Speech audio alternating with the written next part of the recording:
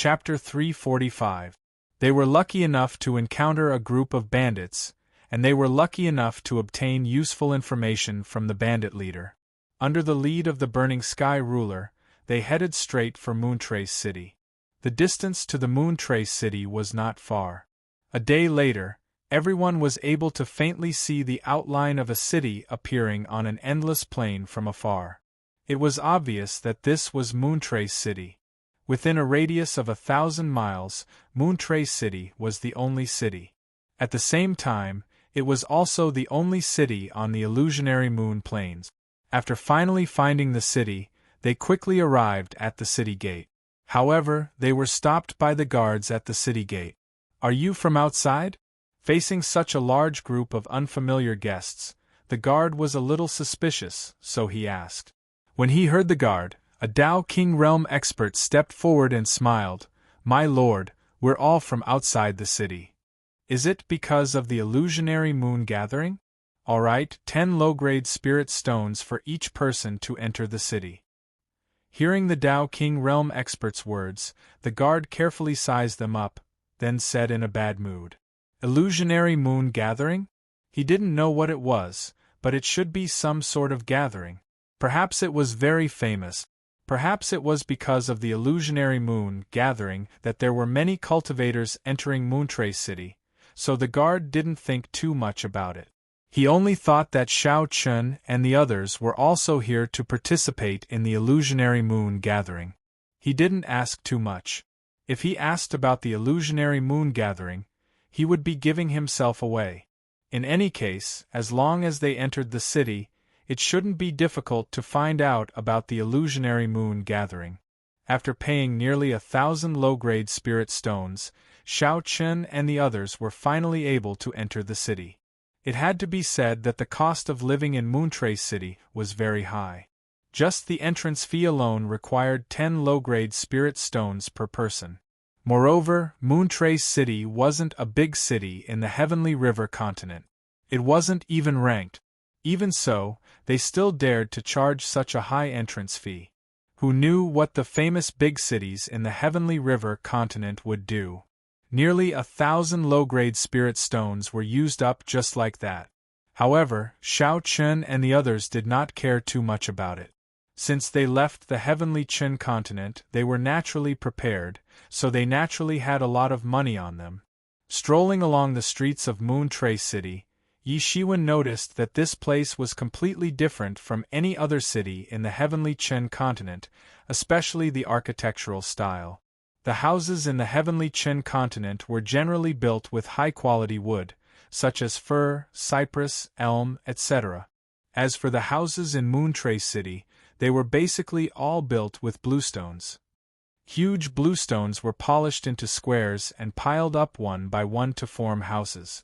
Since the materials used were different, the shape would naturally be different as well. However, compared to the wooden houses in the Heavenly Chin continent, the houses in the Moontrace City that were built with stones were obviously much harder. However, it could not be said that houses built with bluestones were better than those built with wood. The reason why there was such a big difference between the buildings of the two continents was also related to their different environment. First of all, the Heavenly Chin continent was not as chaotic as the Sky River continent. It could be said that the Heavenly Chin continent was basically in a relatively peaceful era. Other than the war with the demonic cultivators, there had not been any large-scale battles for thousands of years. Therefore, using wood to build houses was extremely suitable. Although the houses built with wood were obviously not as hard as those built with bluestones, the construction time was shorter and the cost was not huge. It was also easier to build, which was naturally more suitable for the relatively peaceful Heavenly Chin continent. In any case, the Heavenly Chin continent did not erupt with wars from time to time, so there was no need for bluestone houses that were too hard. However, the Sky River continent was different. It was not as peaceful as the Heavenly Chin continent. There were battles between various forces from time to time. Even the saint clans, saint sects, and saint empires would often erupt in wars. As a result, there were naturally different requirements for the buildings, or at least they had to be harder. Therefore, even if the construction time was long and the cost was huge, the Sky River continent still insisted on using bluestones to build houses because it was hard. When war broke out, if talismans were added, it would be able to resist the impact of the battle. After strolling around the city, the scale of the Moon Trace City was not large, but it was not small either. It was equivalent to an ordinary city in the heavenly Qin continent's central divine realm. However, perhaps it was because of the illusionary moon convention, the Moon Trace City could be said to have a large population. Moreover, many of them were from other places. It was obvious that they had specially come to participate in the illusionary moon convention. With so many outsiders pouring into the Moon Trace City, it caused the inns and restaurants in the city to be almost full. After asking several inns, they were told that there were no empty rooms. Since they could not find an inn, they naturally had no place to stay. Just when everyone was at their wits' end, Xiao Chun softly said to the Burning Heaven ruler, "Uncle Tian, I feel that we don't need to find an inn. After all, we don't know how long we will stay in the Moon Trace City. Moreover, in the future, the Moon Trace City might become a stronghold of our heavenly Qin continent. Therefore, we might as well directly buy a house. This way, not only will we have a place to stay, but other people from the heavenly Qin continent will also have a place to stay in the future." Everyone had been looking for an inn, but Xiao Qin proposed to directly buy a house. Hearing this, the Burning Heaven ruler's eyes lit up. "That's right, why didn't I think of that?" Xiao Chen's proposal made the Burning Heaven ruler overjoyed. That's right, everyone had just arrived in the Heavenly River continent. They didn't know how long they would stay in the Moon Trace City. Therefore, it was better to directly buy a house. Moreover, as Xiao Chen said, even if everyone left in the future, this house could still be used as a stronghold for the people of the Heavenly Qin continent. In the future, whoever came could stay in this house. It could be said that it was killing many birds with one stone. "Good boy, you have a way. We'll do as you say." Without concealing his admiration for Xiao Chen, the Burning Heaven ruler laughed heartily. Then, he pressed his big hand on Xiao Chen's head and ravaged it, expressing his affection for Xiao Chen. After interacting with the Burning Heaven ruler for a few days, Xiao Chen gradually understood the temperament of the Burning Heaven ruler. Among the rulers, the Burning Heaven ruler was perhaps the most forthright person. His temperament was very straightforward, and at the same time, he didn't have any schemes. Although he had lived for so many years, he didn't have any shrewdness. Whether he was happy or unhappy, it was directly expressed on his face. This point was very similar to Huang Fueo. The two were indeed father and son. After ravaging Xiao Chun for a while, the Burning Heaven ruler brought everyone to find a restaurant and had them wait there. As for himself, he brought Xiao Chun to buy a house. 7th update: begging for collection, begging for monthly votes, begging for recommendation. Chapter 346.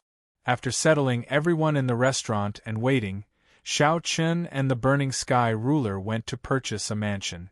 Along the way, Xiao Chun learned that if one wanted to buy a mansion in Moon Trace City, they had to go to the City Lord's mansion. All vacant mansions belonged to the City Lord's mansion. After learning about the process of purchasing a mansion, Xiao Chun and the Burning Sky ruler walked towards the City Lord's mansion. As the number one faction in Moon Trace City, the City Lord's mansion was naturally not difficult to find. It was located in the center of Moon Trace City and occupied a large area. "Xiao Chun, in the future, you and I will call each other uncle and nephew in the Tianhe continent," the Burning Sky ruler said as they walked. In the Tianhe continent, they naturally couldn't easily reveal their true identities. Who knew what kind of attitude the people of the Tianhe continent had towards outsiders from other continents? If the Tianhe continent was extremely xenophobic, wouldn't that be asking for trouble?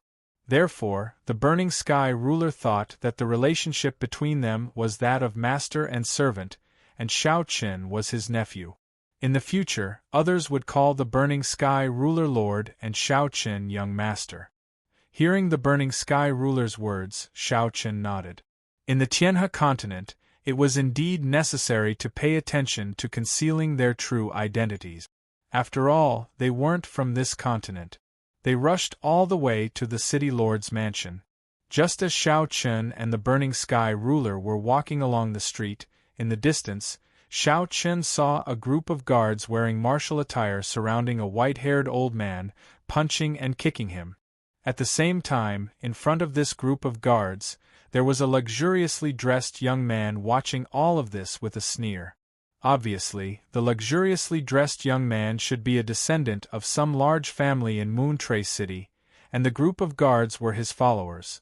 As for the old man, judging from his clothes, he didn't seem to have any status, and his cultivation was only at the Earth Mirror realm.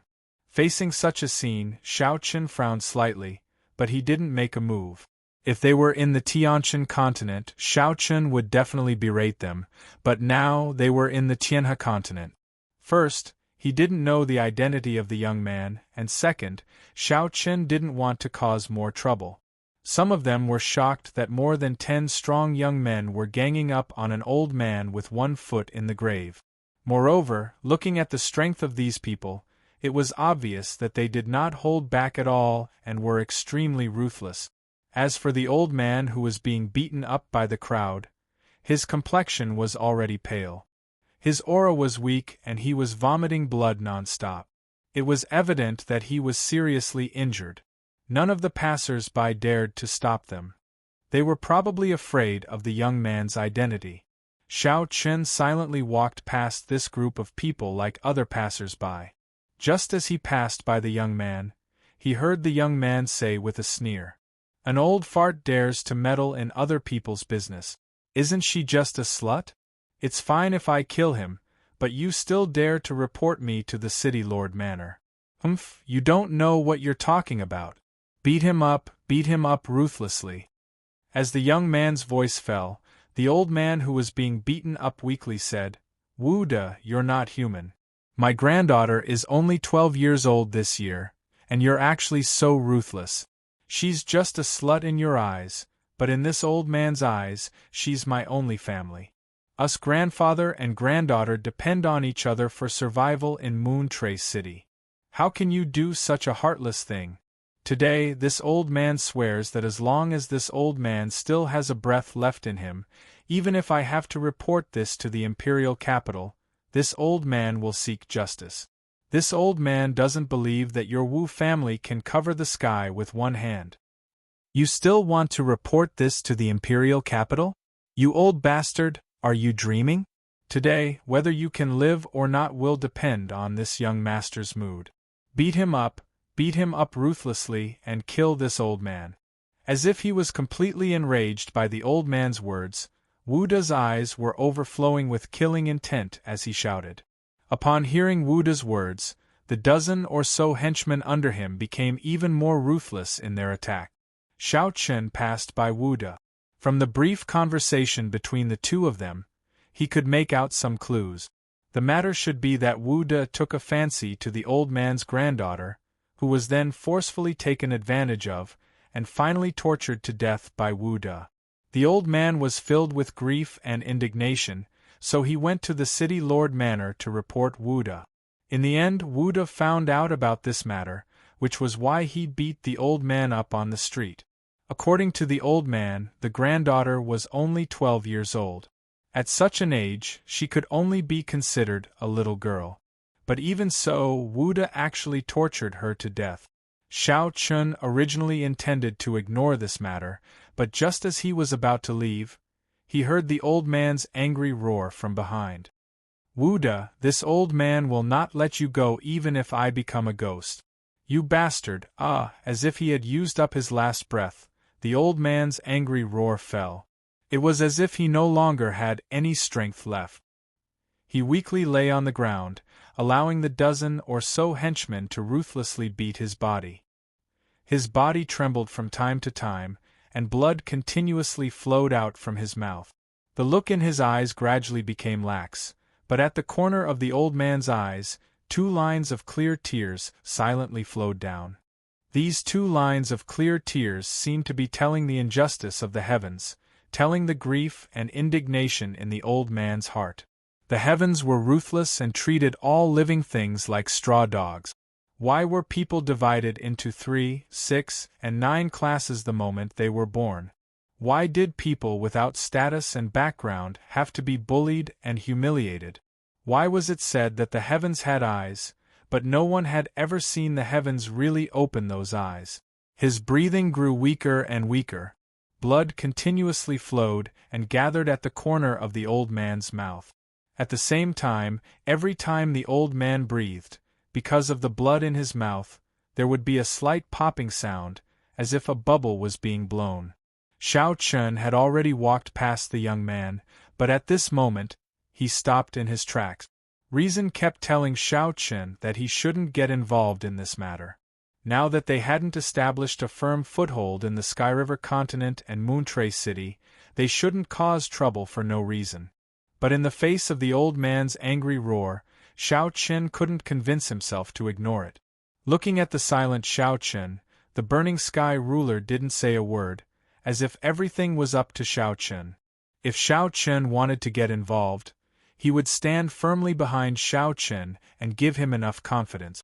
And if Xiao Chun chose to ignore it, he wouldn't say anything. At the same time, the young man behind him had already unsheathed the sword in his hand, walked up to the old man, and said with a sneer, "Old man, open your eyes a little wider in your next life. There are some people you can't afford to offend, and you still want to sue me? Go die, old thing." As he spoke, the young man thrust out his sword. Sword light flashed. Seeing that the old man was about to die under this sword, the surrounding people couldn't bear to watch and averted their gazes. However, at this critical moment, an unexpected scene occurred. A young man in white appeared out of nowhere and instantly appeared in front of the old man. He stretched out 2 fingers of his right hand, and with 2 fingers, he firmly clamped the young man's sword. 8th update. Please bookmark, please recommend. Chapter 347. Just as he was about to kill the old man with a single strike, a white-clothed young man appeared in front of him at the last moment. Moreover, the white-clothed young man merely used 2 fingers to block his sword. Wu De looked at the young man in white in surprise. He had never seen this person before, but he seemed to be around the same age as him. He was handsome, with sharp eyebrows and bright eyes. At the same time, the aura that the young man in white exuded made Wu De's heart palpitate. Wu De had only felt this kind of aura from the princes in the imperial capital. This was the aura that could only be born when one was in a high position and was respected by tens of thousands of people. It was not something that a disciple of a big family like him could compare with. The young man in white was Xiao Chun. At the last moment, Xiao Chun could not hold back and chose to attack. There was no other way. He could not watch the old man die in front of him. Compared to Wu De's surprise, Xiao Chun was very calm. He flicked his finger and knocked away Wu De's sword. Then, he said indifferently, "He is already a dying man. Moreover, you killed his granddaughter. Let's end this matter here." Xiao Chun did not make things difficult for Wu De. He did not want to cause trouble. However, after hearing Xiao Chun's words, Wu De did not retreat. Instead, he frowned and asked, "Who are you?" He was a little intimidated by Xiao Chun's aura. Therefore, Wu De did not act rashly. He was afraid that Xiao Chun was a person with a big background. If it were not for this, Wu De would have already exploded. Hearing Wu De's words, Xiao Chun knew what he was thinking. His tone was still indifferent as he said, "Who I am is not important. Let's end this matter here. You have already beaten him to such a state. Why do you have to take his life?" Xiao Chun was unwilling to reveal his identity. Hearing this, Wu De stared at Xiao Chun. He frowned and kept thinking. It was true that Wu De was a hedonistic son of a rich family. However, he was not a fool. Xiao Chun's aura reminded him of the big shots he had seen in the imperial capital. Although no one dared to provoke the Wu family in Moontrace City, this was only limited to Moontrace City. Compared to the big shots in the imperial capital, his Wu family was just a small shrimp. Therefore, when facing Xiao Chen, Wu De was a little afraid. If Xiao Chen really had a powerful background, then Wu De could not afford to offend him. Since he could not figure out Xiao Chen's background, Wu De eventually chose to take a step back. He thought to himself that when he got back, he would investigate Xiao Chen's background thoroughly. If he really had a powerful background that the Wu family could not afford to offend, then he would drop the matter. However, if Xiao Chen was just a facade, then Wu De would definitely make him regret it. How dare he recklessly meddle in Wu De's business? Putting away his long sword, Wu De coldly snorted and said, "Let's go." After saying that, he turned around and left with a group of guards. Watching Wu De leave, Xiao Chen did not say anything. Although he had already guessed that Wu De would not let the matter rest, once he found out that he had no background, he would definitely come looking for trouble. However, Xiao Chen did not regret it. Since he had already done it, he naturally would not be afraid of Wu De. Moreover, Xiao Chen did not want to cause trouble, but that did not mean that Xiao Chen was afraid of trouble. Xiao Chen did not care about a small family like the Wu family. With everyone's strength, they could easily destroy a small family like the Wu family. The only trouble was that, after destroying the Wu family, it was very likely that other powerful forces would be involved. This was what Xiao Chen was worried about. Turning around, Xiao Chen arrived in front of the old man and squatted down. He discovered that the old man's injuries were indeed very serious. It was as if he only had a single breath left. If he left him alone, he would not be able to live for long. Xiao Chen took out a healing pill from his storage ring. This healing pill was a heaven-grade pill with golden veins. It was refined by the Pill Cloud ruler for Xiao Chen. In Moontrace City, it could be considered a divine pill. Without the slightest reluctance, Xiao Chen directly fed the pill to the old man. Immediately after, the Burning Sky ruler used a sound transmission talisman to summon a cultivator from the heavenly Chen continent to take care of the old man. After that, the two of them returned to the city lord's mansion. Wu De's matter was only a small interlude. On the way to the city lord's mansion, the Burning Sky ruler smiled and asked, "Do you regret saving that old man just now?" It could be seen that Xiao Chen had gone through a very intense mental struggle before taking action. Facing the unfamiliar Heavenly River continent, he had to be much more cautious than when he was on the Heavenly Chen continent. Hearing the Burning Sky ruler's question, Xiao Chen truthfully replied, "Before I took action, I actually thought a lot about it, but after I took action, I didn't think so much. In any case, I couldn't just stand by and watch that old man be beaten to death. It's just that I feel a little sorry for causing trouble for everyone." Hearing Xiao Chen's answer, the Burning Sky ruler smiled and said, "After coming to the Heavenly River continent, we have indeed become a lot more cautious. Of course, this is also necessary, but there is a limit to everything. As the saying goes, going too far is as bad as not going far enough. If because of excessive caution, we go against our original intentions and become afraid, then the gains don't make up for the losses. Remember, we came to the Heavenly River continent to grow, to save the Heavenly Chen continent, not to take refuge. Caution is right, but we can't become cowards because of caution." Regarding Xiao Chen's action, the Burning Sky ruler not only didn't blame him, but was also very gratified. This was because Xiao Chen didn't become a coward because of excessive caution. If Xiao Chen hadn't taken action just now, then the Burning Sky ruler would have been really disappointed. Because in that case, what was the purpose of everyone coming to the Heavenly River continent? Was it just to escape? Many thanks for Uncle Tion's teachings. Hearing the Burning Sky ruler's words, Xiao Chen smiled and nodded. That's right. The Burning Sky ruler's words made him suddenly feel enlightened. Yes, what was the purpose of everyone coming to the Heavenly River continent? It was to grow, not to hide. Caution didn't mean fear. Since some things had already happened, even if they got into trouble, so what? As the saying goes, if it's a blessing, it's not a curse. If it's a curse, it can't be avoided. At worst, it's just a battle. Seeing Xiao Chen understand, the Burning Sky ruler smiled and nodded. Then, the two quickly arrived outside the city lord's mansion and explained their purpose to the guards. Soon, the two arrived at the front yard of the city lord's mansion, in a hall dedicated to the business of buying and selling mansions. At the same time that Xiao Chen and the Burning Sky ruler arrived at the city lord's mansion, Wu De, who had returned to the Wu family, sat on the main seat of his residence. In front of Wu De, a middle-aged man with a Dao querying realm cultivation base stood respectfully. This person was the head steward of the Wu family, Wu Fu. Looking at Wu Fu, Wu De coldly said, "Uncle Fu, you must investigate that brat for me. I want to see who exactly he is and how dare he meddle in my business."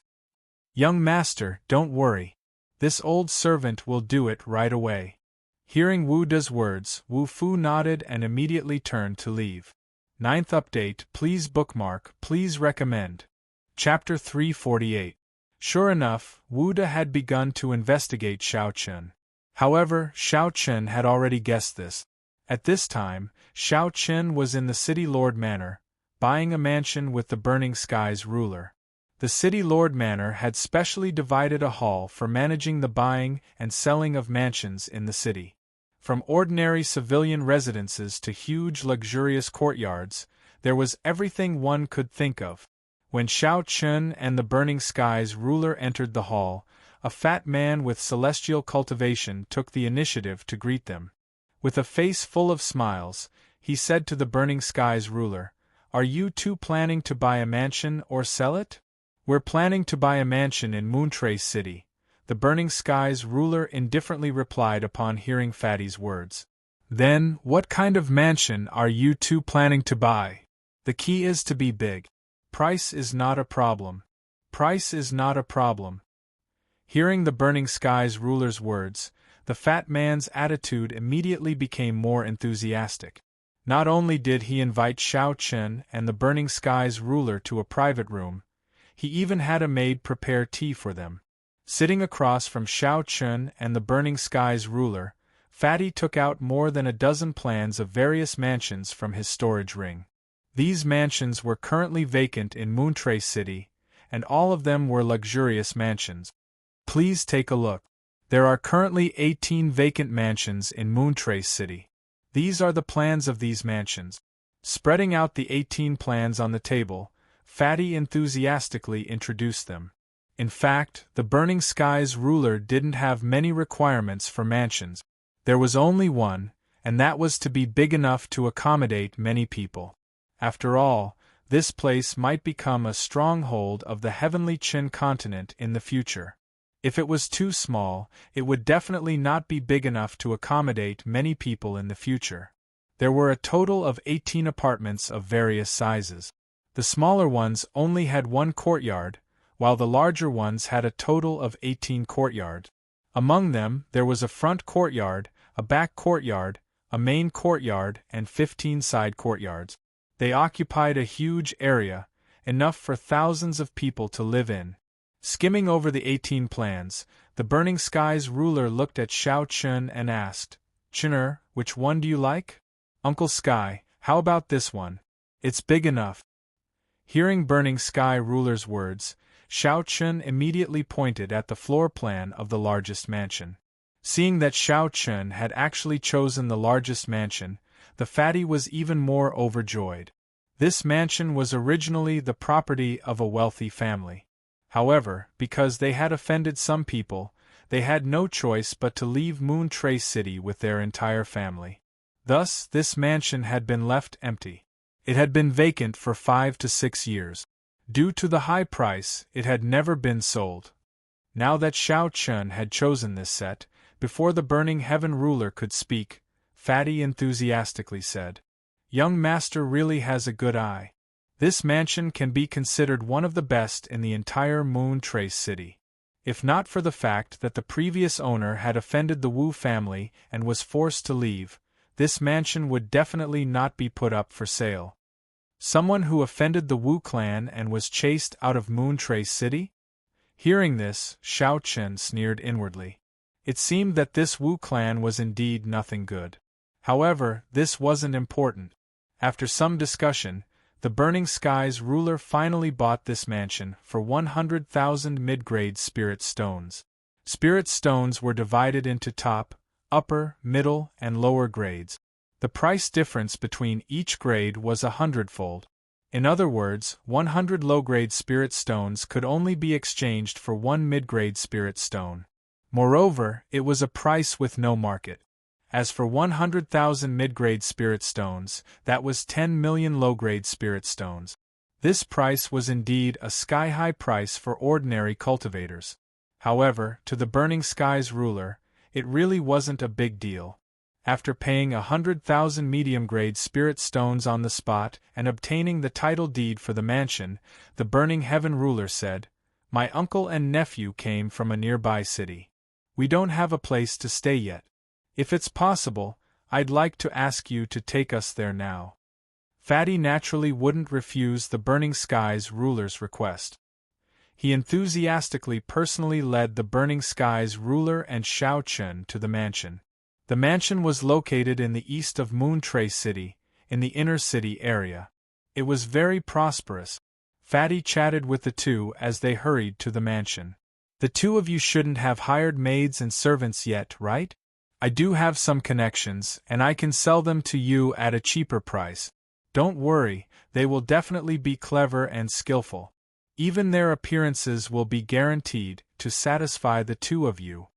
After selling the mansion, Fatty still wanted to promote the maids and servants. After all, it was impossible to live in such a large mansion without maids and servants. However, upon hearing Fatty's words, the Burning Skies ruler flatly refused without a second thought. "No need, we will find maids and servants ourselves. No trouble." Fatty wasn't dissatisfied with the Burning Skies ruler's decisive refusal. After all, the mansion had already been sold, and the commission he received was enough for Fatty to live happily for several years. A few maids and servants were obviously not too important. Naturally, it was impossible for Fatty to find maids and servants. In the future, this place would be the stronghold of the heavenly stellar continent. If there were outsiders, wouldn't this secret be exposed very quickly? Therefore, in the eyes of Xiao Chen and the Burning Skies ruler, maids and servants were not needed. Even if they were needed, they would have to go through a strict assessment and be 100% trustworthy before they could recruit them. It didn't take long for the trio to arrive at the mansion from the city lord's mansion. Perhaps because no one had lived here for a long time, the mansion was very dirty and messy. Some of the furniture that hadn't been moved away in time was already tilted and covered in a thick layer of dust. "Many thanks, please accept this small token of our appreciation. We will do the rest ourselves." After walking around the mansion, the Burning Skies ruler took out 100 low-grade spirit stones and handed them to Fatty. His meaning was very clear, there was nothing else for him to do. Hearing the Burning Skies ruler's words, Fatty was polite and quickly left. The people in this line of work were obviously experts at reading people's expressions. Naturally, they wouldn't stay here and refuse to leave. After sending off Fatty, the Burning Skies ruler and Xiao Chen stood in the front yard and looked at the dusty courtyard. The Burning Skies ruler softly asked, "How is it? What do you think?" "Very good. Although it's a bit messy, it'll be fine after a bit of cleaning," replied Xiao Chen. In the future, this will be our first home in the Heavenly River continent. Since that's the case, Chener, you can choose a name for it. Tomorrow, I'll have someone make a plaque and hang it outside the door." "A name? Uncle Tian, how about Heavenly Stellar Residence?" "Heavenly Stellar Residence? Good, not bad, Heavenly Stellar Residence. This name is not bad. In the future, as long as people from the Heavenly Stellar Continent come here, they will be able to see the mystery behind it at a glance. Good, let's call it Heavenly Stellar Residence. Shao Chun named their first home in the Heavenly Stellar continent as Heavenly Stellar Residence. Hearing this name, the Burning Skies ruler obviously liked it very much. He immediately decided that tomorrow, he would have someone make a plaque. 10th update, please bookmark, please recommend. Chapter 349. With a place to stay, the crowd that had been waiting in the restaurant quickly rushed to the Heavenly Stellar Residence. Along with them was the elder that Shao Chun had saved. Although Shao Chun had already fed him a heaven-grade healing elixir, he was still unconscious and seriously injured. Therefore, Shao Chun naturally could not leave him alone. He could only let him stay in Wu Chen's residence for the time being and let him leave after he recovered. Without maids and servants, everyone could only clean up by themselves. Even Shao Chun and the Burning Sky ruler personally wiped the dust in the room. Dozens of people worked together. However, it was a little too big. Therefore, they used an entire day to clean up the entire courtyard. This was because they were all cultivators. If they were ordinary people, they would not be able to finish cleaning in 3 days. After a thorough cleaning, the Heavenly Stellar Residence looked brand new. It already had a faint feeling of a rich family. However, although the cleanliness was done, there was still a lot of furniture that needed to be added. After all, no one lived here for a long time. The previous furniture was already useless. 2 Dao Querying Realm cultivators were sent to buy furniture and build a plaque to hang outside the door. Because they didn't lack money, and they also had the Burning Sky ruler's large treasury, everything went very smoothly. The next day, all the furniture was sent over, and a plaque with the words, Heavenly Stellar Residence, was hung outside the door. After everything was done, everyone was divided into rooms. The Burning Sky ruler sat on the main seat. Naturally, no one had any objections. However, Shao Chun was also living with the Burning Sky ruler. In the huge main courtyard, only Shao Chun and the Burning Sky ruler lived in it. Finally, there was a place to stay. This was indeed a great psychological relief for everyone. At least they were no longer homeless and had nowhere to stay. 3 days passed. On this day, the Burning Sky ruler gathered everyone in the main hall. There were a total of 78 people. The Burning Sky ruler sat on the main seat. Shao Chun sat below him. As for the others, they sat on the left and right according to their cultivation. The Burning Sky ruler looked at everyone below and said indifferently, "Although we now have a place to stay, we still can't be careless. Our identities must not be known to outsiders. Do you understand? Sir, please rest assured. All of us have engraved this point in our hearts. We will be extremely careful when we go out." Hearing the Burning Sky ruler's words, the 10,000 Weapon Pavilion's deputy pavilion head respectfully replied. Among the crowd, besides Sky-Burning ruler, the 2 super experts in the Dao Master realm had the highest cultivation. Among them, the deputy leader of the 10,000 Weapon Pavilion was called Zhang Qi, while the deputy leader of the Heaven Dan Valley was called Sikong Ming. Hearing Zhang Qi's words, the Burning Sky ruler faintly nodded. Then, he continued, "In the past few days, did you find any useful information? Especially regarding the Illusionary Moon Conference?" They had already stayed in the Heavenly Stellar Residence for 3 days. During these 3 days, they naturally didn't stay idle. They either went out alone, in pairs, or in groups of 3 or 5. On the one hand, they were familiar with the environment of Moon Trace City. On the other hand, they wanted to learn more about the Heavenly River continent, or rather, the situation of the Danyang region.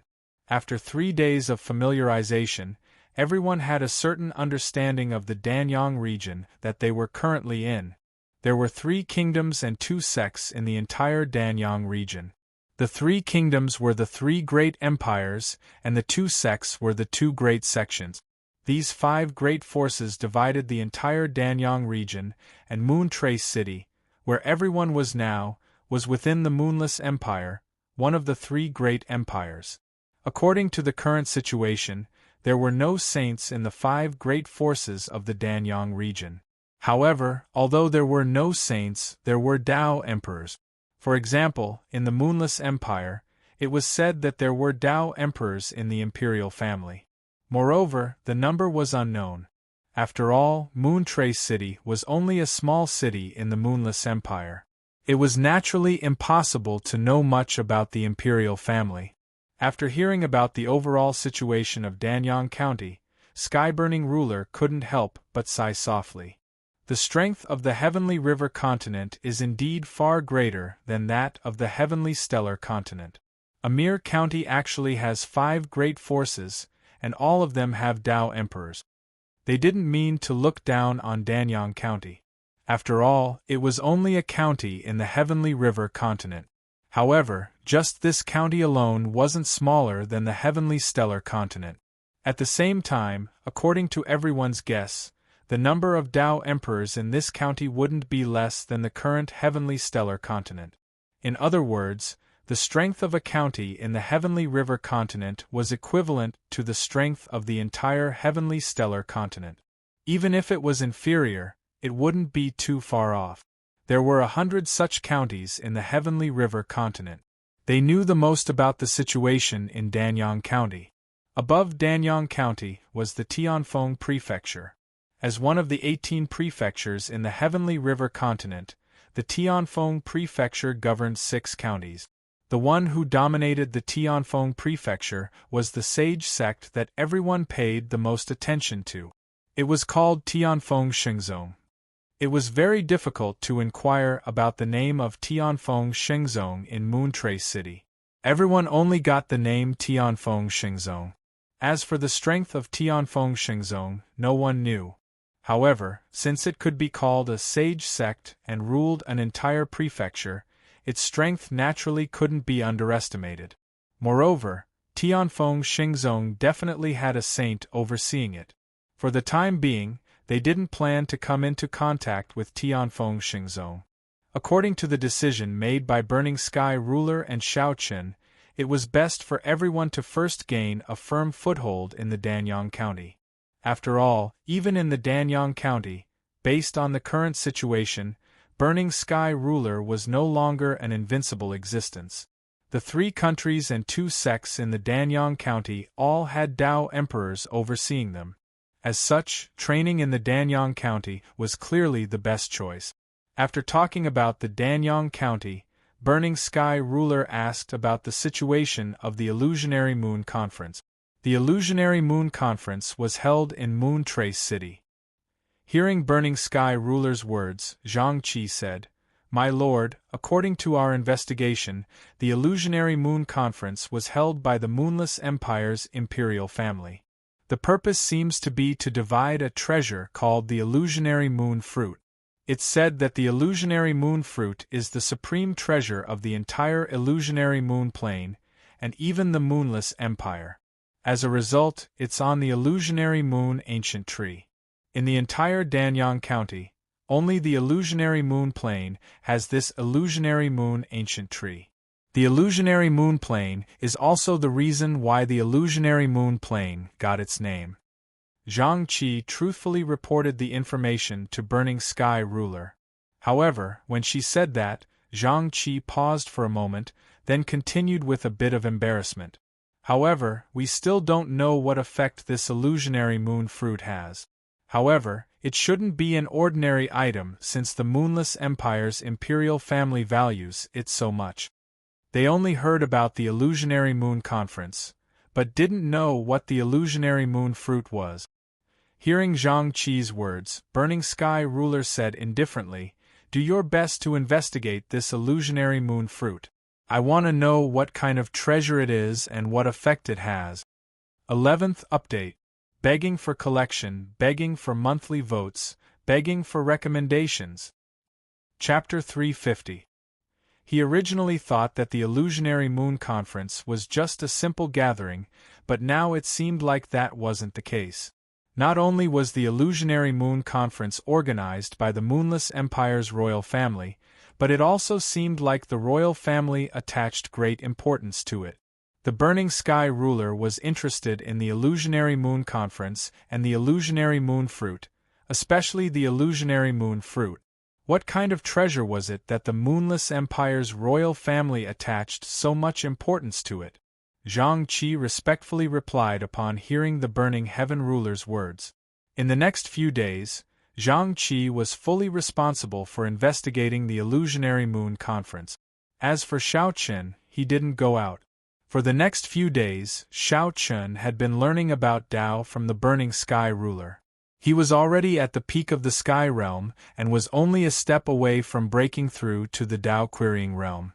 However, it wasn't that simple to break through to the Tao querying realm. First, Xiao Chen needed to understand what Tao was. Therefore, for the next few days, Xiao Chen had been tirelessly seeking guidance from the Burning Sky ruler about Tao. Facing Xiao Chen's questions, the Burning Sky ruler didn't feel annoyed at all. He explained in detail to Xiao Chen. He had already started preparing to break through to the Tao querying realm.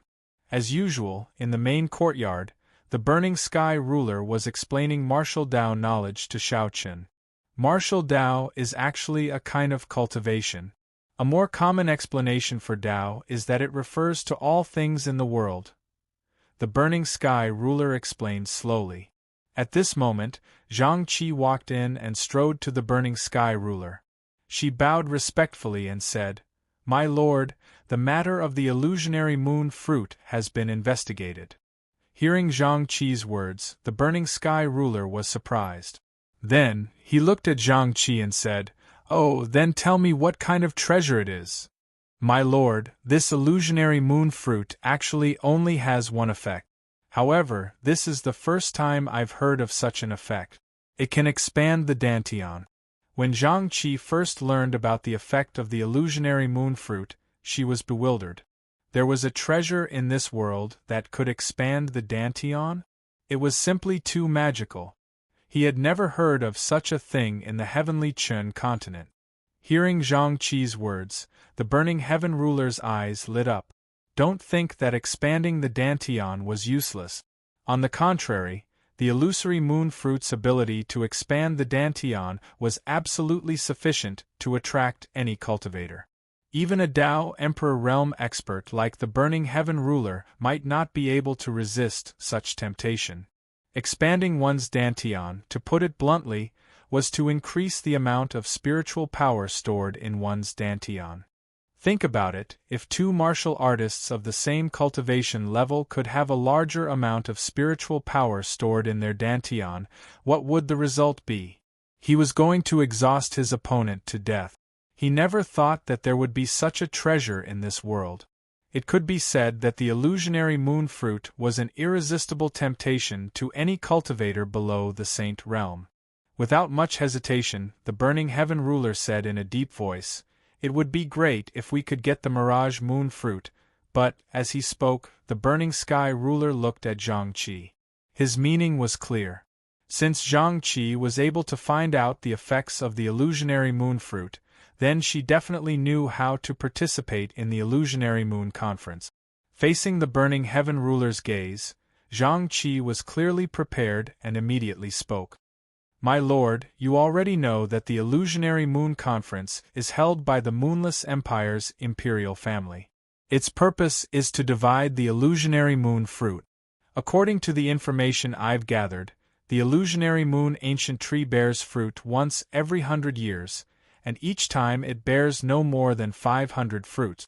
Among them, 40% is handed over to the Tianfeng Xingzong, 20% is taken by the imperial family, 10% is taken by the 4 marquises, and another 10% is taken by the 8 marquises, so 80% is taken.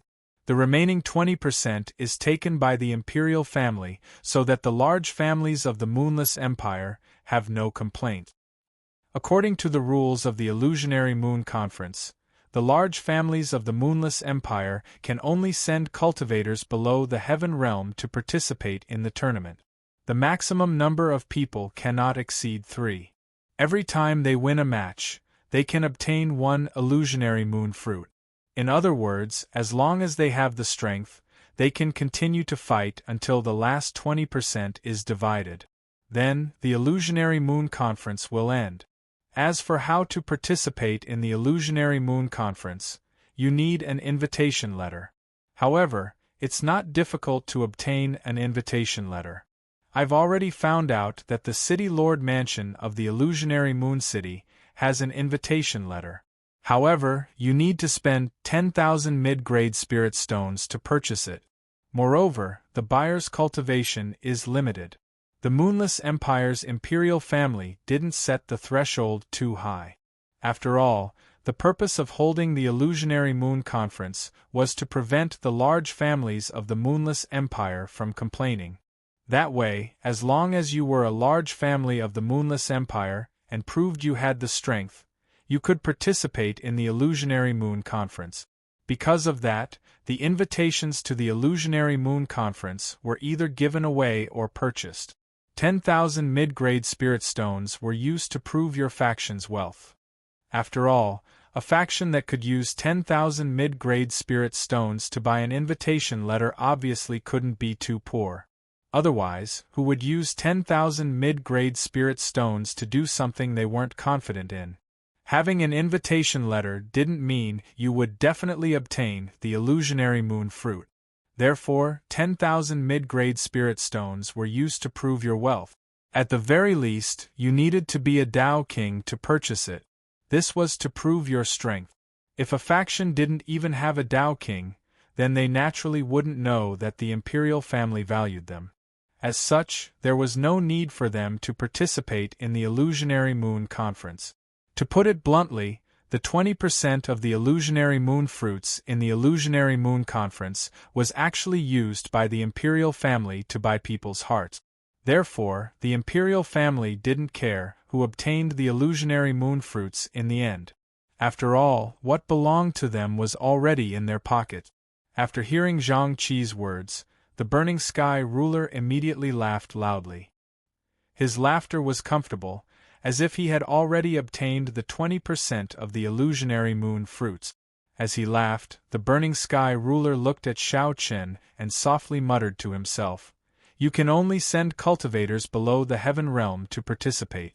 Moreover, you can't send more than 3 people. You can obtain 1 Illusionary Moon fruit every time you win. As long as you have the strength, you can continue to fight until you obtain the 20% of the Illusionary Moon fruit. Is that right?" "That's right." Zhang Qi also understood the Burning Sky ruler's words and similarly replied with a smile, "That's right."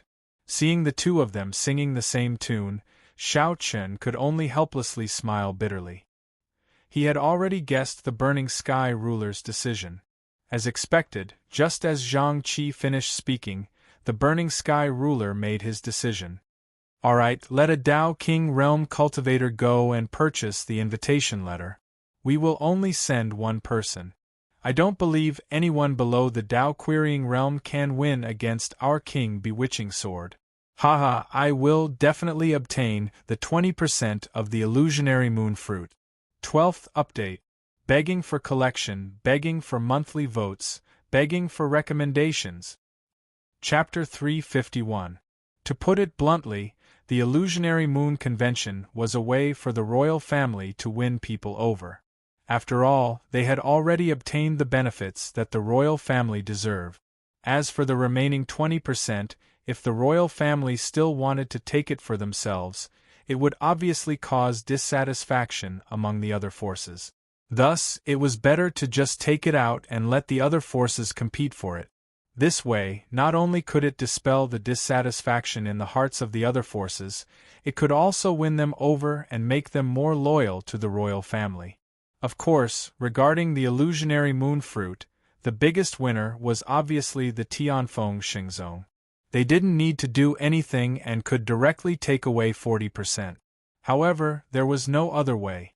Tianfeng Xingzong was a sage sect and had a saint overseeing it. He had already sent people to the City Lord's mansion to purchase the Illusionary Moon Convention's invitation. To the Burning Sky ruler, the Illusionary Moon fruit was definitely a treasure. At least, no one in the Heavenly Chen continent had ever heard of it. Moreover, it could increase the spiritual power capacity of a cultivator's dantian. This was truly heaven-defying. Although it couldn't directly allow everyone to break through, it could increase everyone's battle strength. He was full of confidence and could only send out Sky Realm cultivators. As such, who in the Moonless Empire could be Xiao Chen's opponent? He only planned to send out Xiao Chen. Just as the Burning Sky ruler sent people to purchase the invitation, on the other side, in the Wu family's mansion, Wu De's residence, Wu Fu, who had been busy investigating Xiao Chen's identity, was currently respectfully reporting the situation to Wu De. Originally, there should have been a result long ago, but Wu Fu had always been cautious, so he repeatedly investigated Xiao Chen's identity. After confirming that there was no mistake, he came to report to Wu De. According to Wu Fu's investigation, Xiao Chen and the others seemed to have appeared out of thin air. He couldn't find out their identities at all.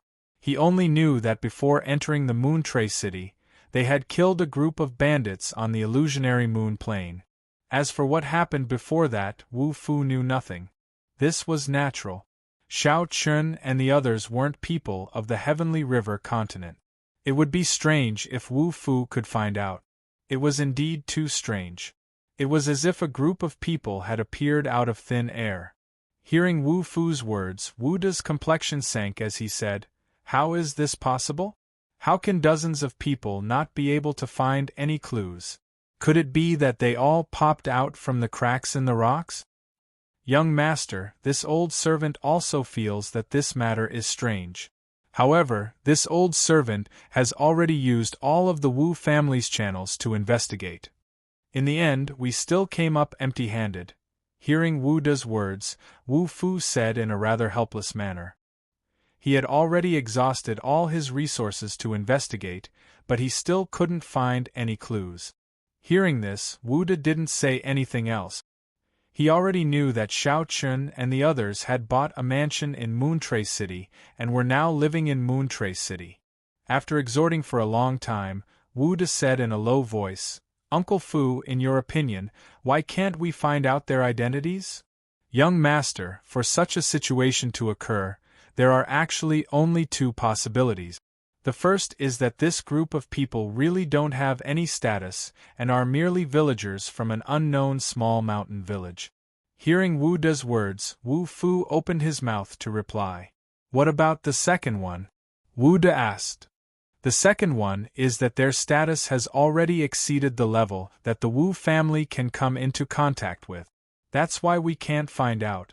And this level of status has probably already surpassed the Moonless Empire and reached straight to Glory Sect," Wu Fu said. When he mentioned the two words Glory Sect, Wu Fu's face turned slightly serious. Any faction that dared to have the word glory in their name was definitely an existence that couldn't be trifled with. They were definitely the overlords of a region. Wu De spoke the thoughts in his heart. Hearing Wu Fu's words, Wu De's expression turned even more complicated. He had been holding a grudge in his heart all this while. According to Wu De's character, how could he possibly tolerate this? In Moon Trace City, it had always been him, Wu De Huai, who was the one who helped others. Since when had anyone dared to spoil his plans?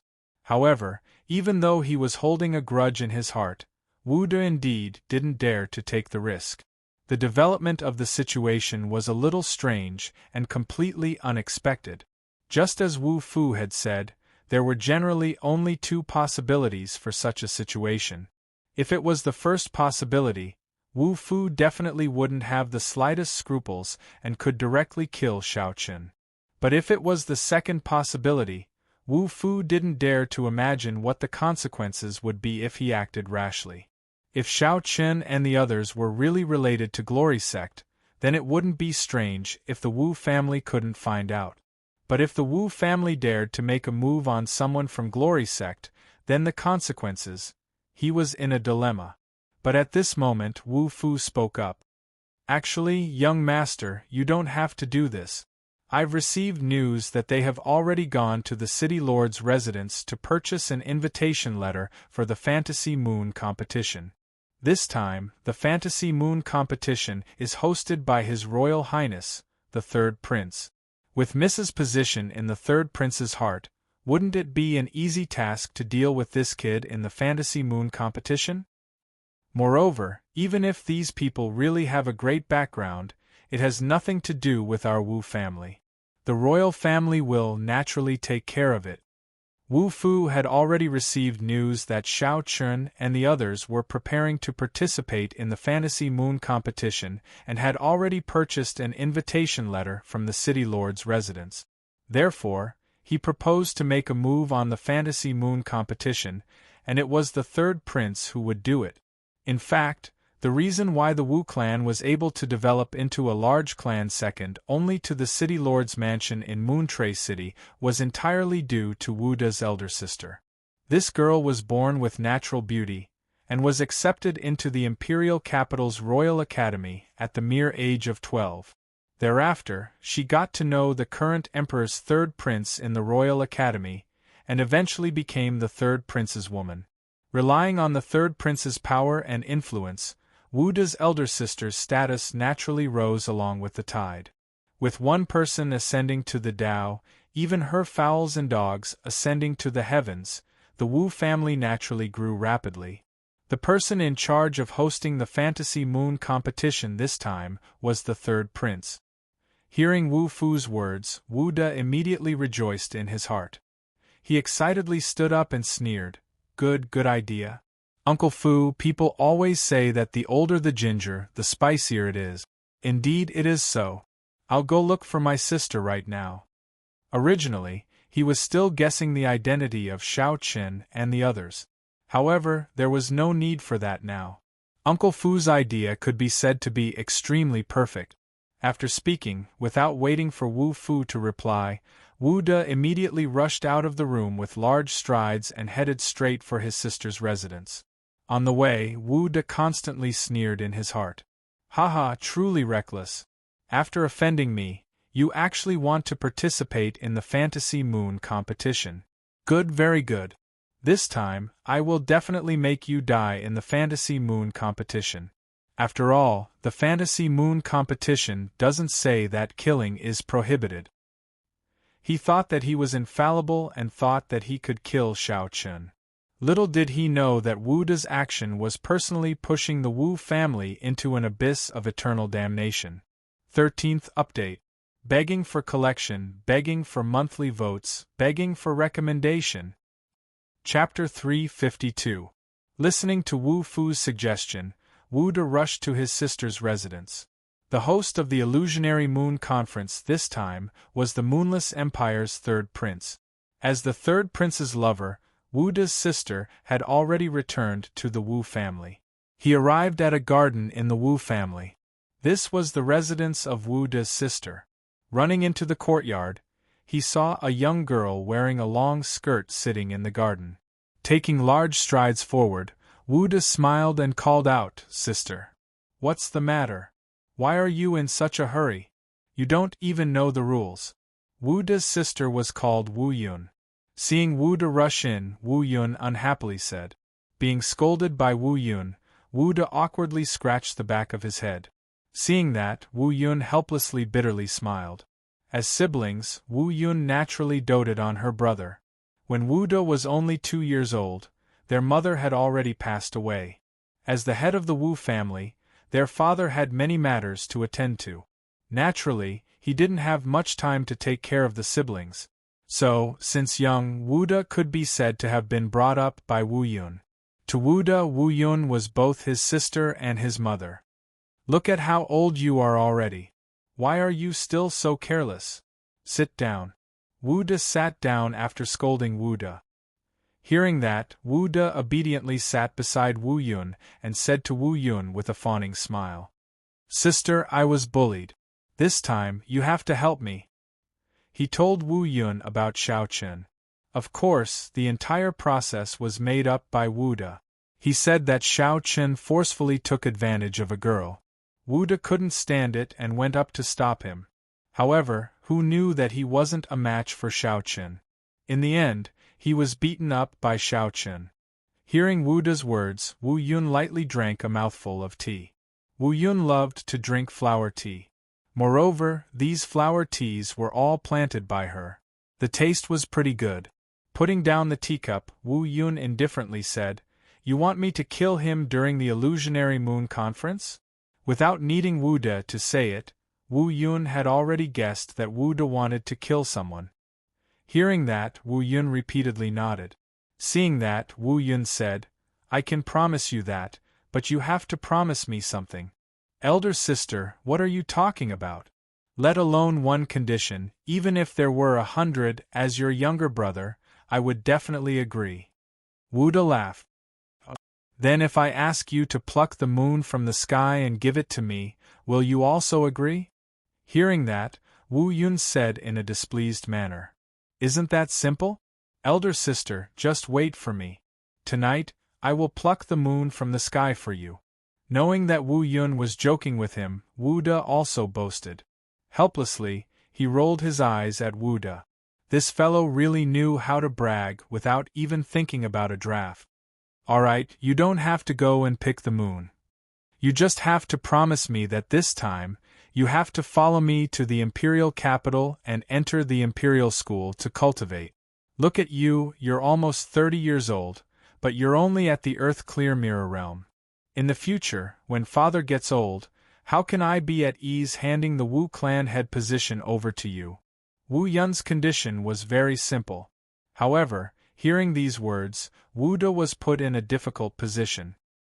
He originally didn't like to cultivate, and even more so, he couldn't endure hardships. If he were to go to the imperial school, wouldn't he be exhausted to death?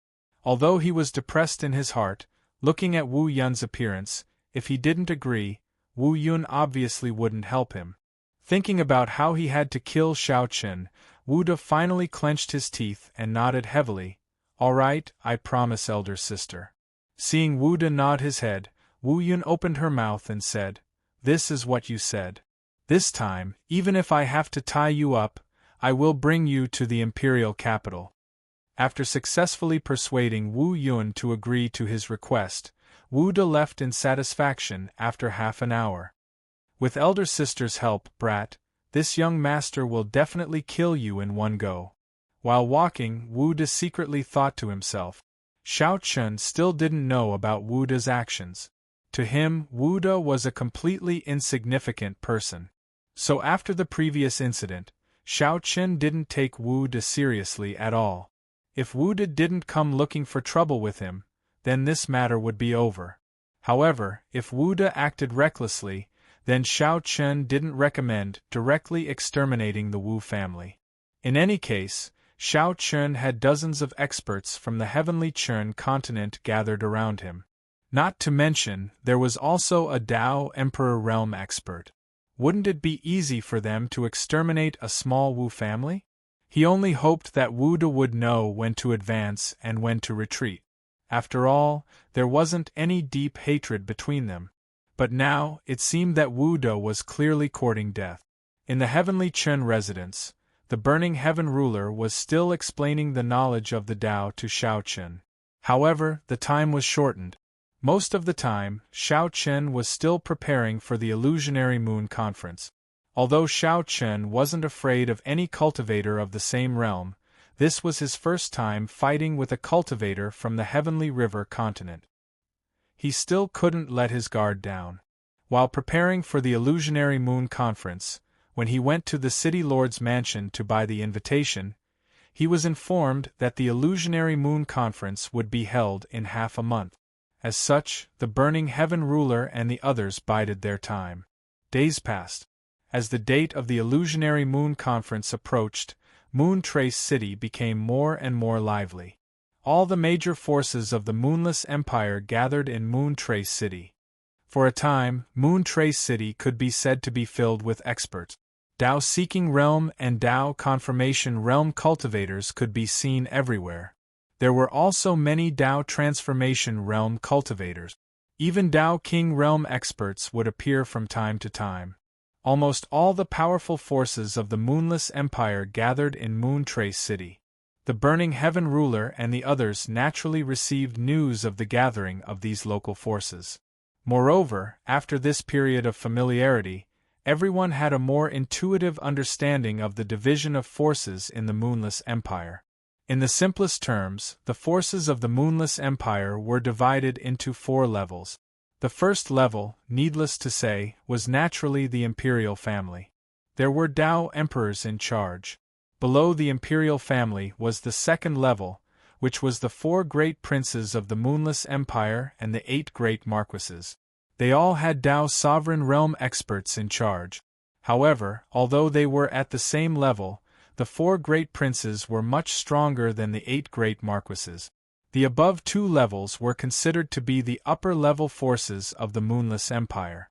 The third level below was the various forces that participated in the Illusionary Moon Conference. They all had Tao King Realm experts in their clans, and almost all of them had official titles in the Moonless Empire. The various forces at this level were considered the middle forces of the Moonless Empire. As for the fourth level, it was a clan like the Wu clan of Moontrace City. They dominated the city, but there were no Tao King Realm experts in their clan. In the entire Moonless Empire, they couldn't be seen in public. However, because of their large numbers, they were considered the basic forces of the Moonless Empire. 14th Update. Begging for collection, begging for monthly votes, begging for recommendations. Chapter 353. After having a preliminary understanding of the division of forces in the Moonless Empire, the Heavenly Stellar Residence's opponents in the Illusionary Moon Conference were naturally the forces in the third tier. After all, the Imperial family, the 4 princes, and the 8 marquises had already obtained their own Illusionary Moon fruits, so they naturally wouldn't participate in the Illusionary Moon Conference. The Imperial family and the other upper-tier forces wouldn't participate, and the forces in the 4th tier weren't qualified. Therefore, the Illusionary Moon Conference would be held in the 3rd-tier forces. The Burning Sky ruler was determined to obtain the Illusionary Moon fruit. This was a rare opportunity. The strongest experts in the 3rd-tier forces were only at the Tao King realm, so there was no pressure at all. With Xiao Chen's strength, the Burning Sky ruler had absolute confidence in him. If Xiao Chen couldn't win in the same realm, then it would be a waste of the title of Bewitching Sword King. After all, Xiao Chen was the leader of the 10 great prides of the Heavenly Stellar Continent. If he couldn't even win against an empire of the Heavenly River Continent, then how could he face the top geniuses of the Heavenly River Continent? Moreover, the participants in the Illusionary Moon Conference weren't the true geniuses of the Moonless Empire. They were only the geniuses of the 3rd-tier forces, so there was naturally nothing to worry about. They quietly waited for the Illusionary Moon Conference to begin. At the same time, the various forces that were participating in the Illusionary Moon Conference had basically arrived at the Illusionary Moon City. They were all great clans that were in the 3rd echelon of the Moonless Empire, and there were almost 20 of them. Naturally, there was a difference in strength between these 20 great clans. The weaker clans merely had a single Tao King Realm expert, and they were basically at the initial stage. As for the powerful forces, they didn't only have a Tao King Realm expert, they even had someone at the perfection stage of the Tao Emperor realm. They were only a step away from the Tao Sovereign realm. Such forces were clearly at the peak of the 3rd tier, and they had the chance to advance at any time and charge into the ranks of the 4 princes and 8 marquises. There were a total of 4 forces in the 3rd tier, and they all came from the imperial capital. They were the left minister's Jiang family, the right minister's Xin family, the left general's Han family, and the right general's Yang family. Not only were these 4 families the most powerful in the 3rd echelon, but their official positions in the empire were also second only to the 48 marquises. The head of the Jiang family was now the left prime minister, the head of the Xin family was the right prime minister, the head of the Han family was the left general, and the head of the Yang family was the right general. The patriarchs of the 4 clans were proficient in both the pen and the sword. They could be considered the overlords of the military and the imperial court. Apart from the imperial family and the 48 marquises, the 4 clans were the most powerful. Without a doubt, in this Illusionary Moon Conference, these 4 great clans were the Heavenly Stellar Residence's greatest enemies. The Heaven Realm martial artists they sent out were clearly Xiao Chen's greatest enemies. Apart from these four great families, the rest of the third echelon families were hardly worth mentioning. Even if they sent out celestial realm warriors, they were at most among the ranks of ordinary geniuses. Perhaps they were not even considered as heaven's chosen ones, so there was no need to care about them. He had already secretly figured out the general situation of the four great families. According to Xiao Chen's guess, these four families should send out young heaven's chosen ones, but each family would send at most one person. After all, even in the heavenly river continent, heaven's chosen ones were not rotten cabbages. It was impossible to casually grab a bunch of them. While Xiao Chen was guessing the overall strength of the four great families, in the city lord's mansion, the people of the four great families were gathered together. After the four great families arrived at Moon Trace City, they did not look for a place to stay outside. Instead, they directly stayed in the city lord's mansion. Regarding this, the city lord of Moon Trace City naturally did not dare to show the slightest dissatisfaction. The power of these four great families was far from what a small city lord like him could offend. They all came from the imperial capital and were officials of the same court, so the people of the four great families were clearly more familiar with each other. They would exchange a few pleasantries with each other. Of course, this was only on the surface. Behind the scenes, the battle between the four great families was ruthless. It was extremely dangerous and did not leave any leeway. At this moment, they were sitting in the garden of the city lord's mansion. The people leading the four great families this time were not their patriarchs, but other Dao King realm experts. As mentioned before, the Jiang, Shen, Han, and Yang families did not only have one Dao King realm expert. According to the rumors, the four great families had around 4 Dao King realm experts. Of course, this was definitely false. After all, no family would reveal their full strength. The four great families definitely had experts hidden in the dark. The four leaders of the four great families were 4 Dao King realm experts. 2 of them were middle-aged men, one was an old man, and the last was a beautiful woman. The 4 of them sat together, and the old man spoke first. This time, it seems that my Shen family is going to be at the bottom. The younger generation is useless. The old man was a Dao King realm expert of the right minister's Shen family. Although he said that, there was not a trace of disappointment in his eyes. Obviously, he was just being polite. When she heard the old man, the beautiful woman at the side smiled and said, "Elder Shen, you must be joking. Who doesn't know that your Shen family's Shen Qianfeng has already broken through to the perfection of the heaven realm? Moreover, he has already entered the inner court of the Royal Academy. He's known as the strongest genius of the Shen family. With him here, I'm afraid we can only be at the bottom." The beautiful woman was a Dao King realm expert of the left minister's Jiang family. When he heard this, the old man smiled and did not say anything else. Just as Xiao Chen had guessed, the Jiang, Shen, Han, and Yang families all had geniuses, and they would be participating in the illusory moon gathering this time. Although the gathering had yet to begin, from the looks of it, the 4 great families had clearly finished dividing the 20% of the illusory moon fruits. It was indeed so. In the past illusory moon gatherings, the biggest winners were basically the Jiang, Shen, Han, and Yang families.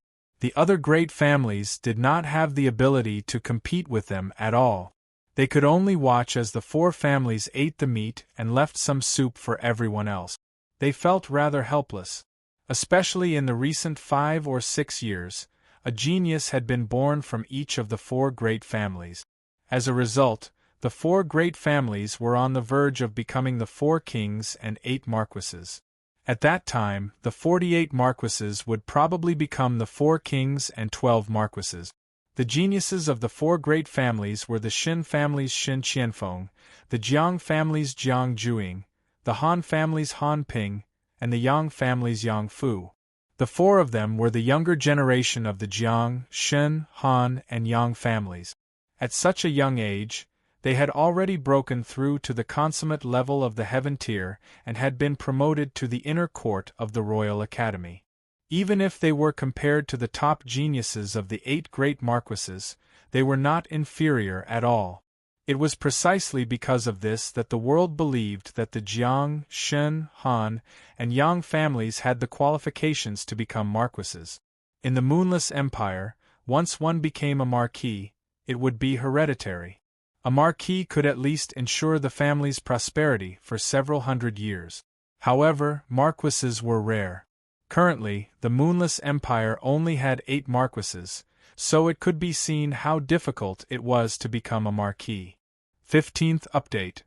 Begging to collect, begging for monthly votes, begging for recommendations. Chapter 354. Their greatest enemies were the Jiang, Shen, Han, and Yang families. As time passed day by day, it was as if in the blink of an eye, half a month had already passed. On this morning, when the sky had just begun to brighten, the entire Moon Trace city was bustling with noise and excitement.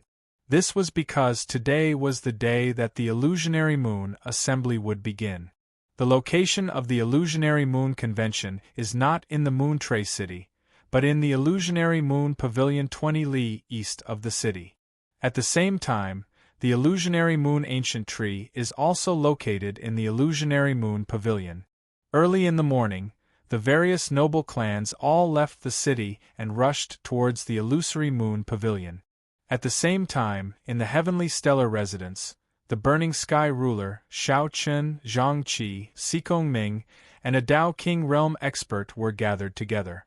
This time, Zhang Qi, Sikong Ming, and I won't be going. Gu Xiu, bring some people with you and follow Chen. Gu Xiu was the name of this Dao King Realm expert. In this Illusionary Moon Conference, the Burning Heaven Ruler, Zhang Qi, and Sikong Ming did not plan to show themselves.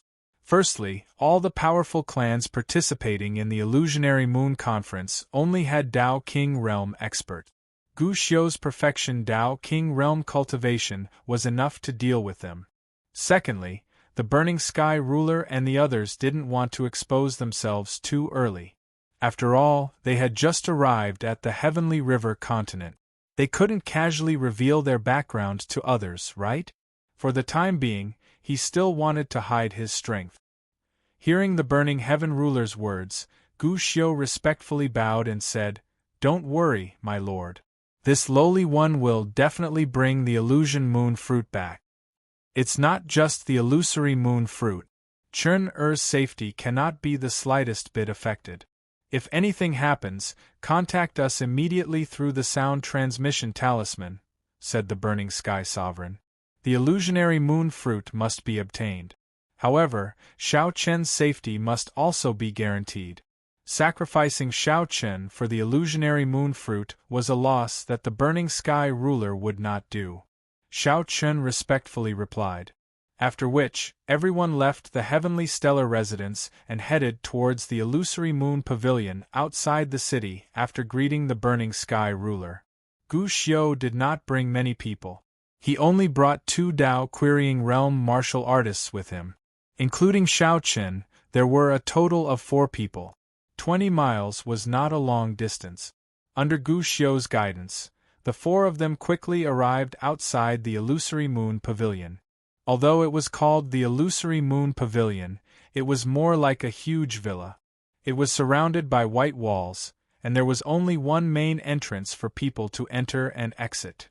At the same time, perhaps to protect the Illusory Moon Ancient Tree, the entire Illusory Moon Pavilion was enveloped by a formation. It was said that this formation was specially arranged by the Moonless Empire's royal family, and its grade was at the peak of the heaven grade. There was already a group of Imperial Guards standing guard at the entrance. Anyone who entered had to show an invitation letter, and the number of people in the group could not exceed 7. Among them, there were also 3 heaven-tier martial artists who had participated in the battle. When they arrived at the entrance of the Illusory Moon Pavilion, Gu Xiu showed his invitation letter. Next, the Imperial Guard in charge of the inspection gave the 4 of them a once-over.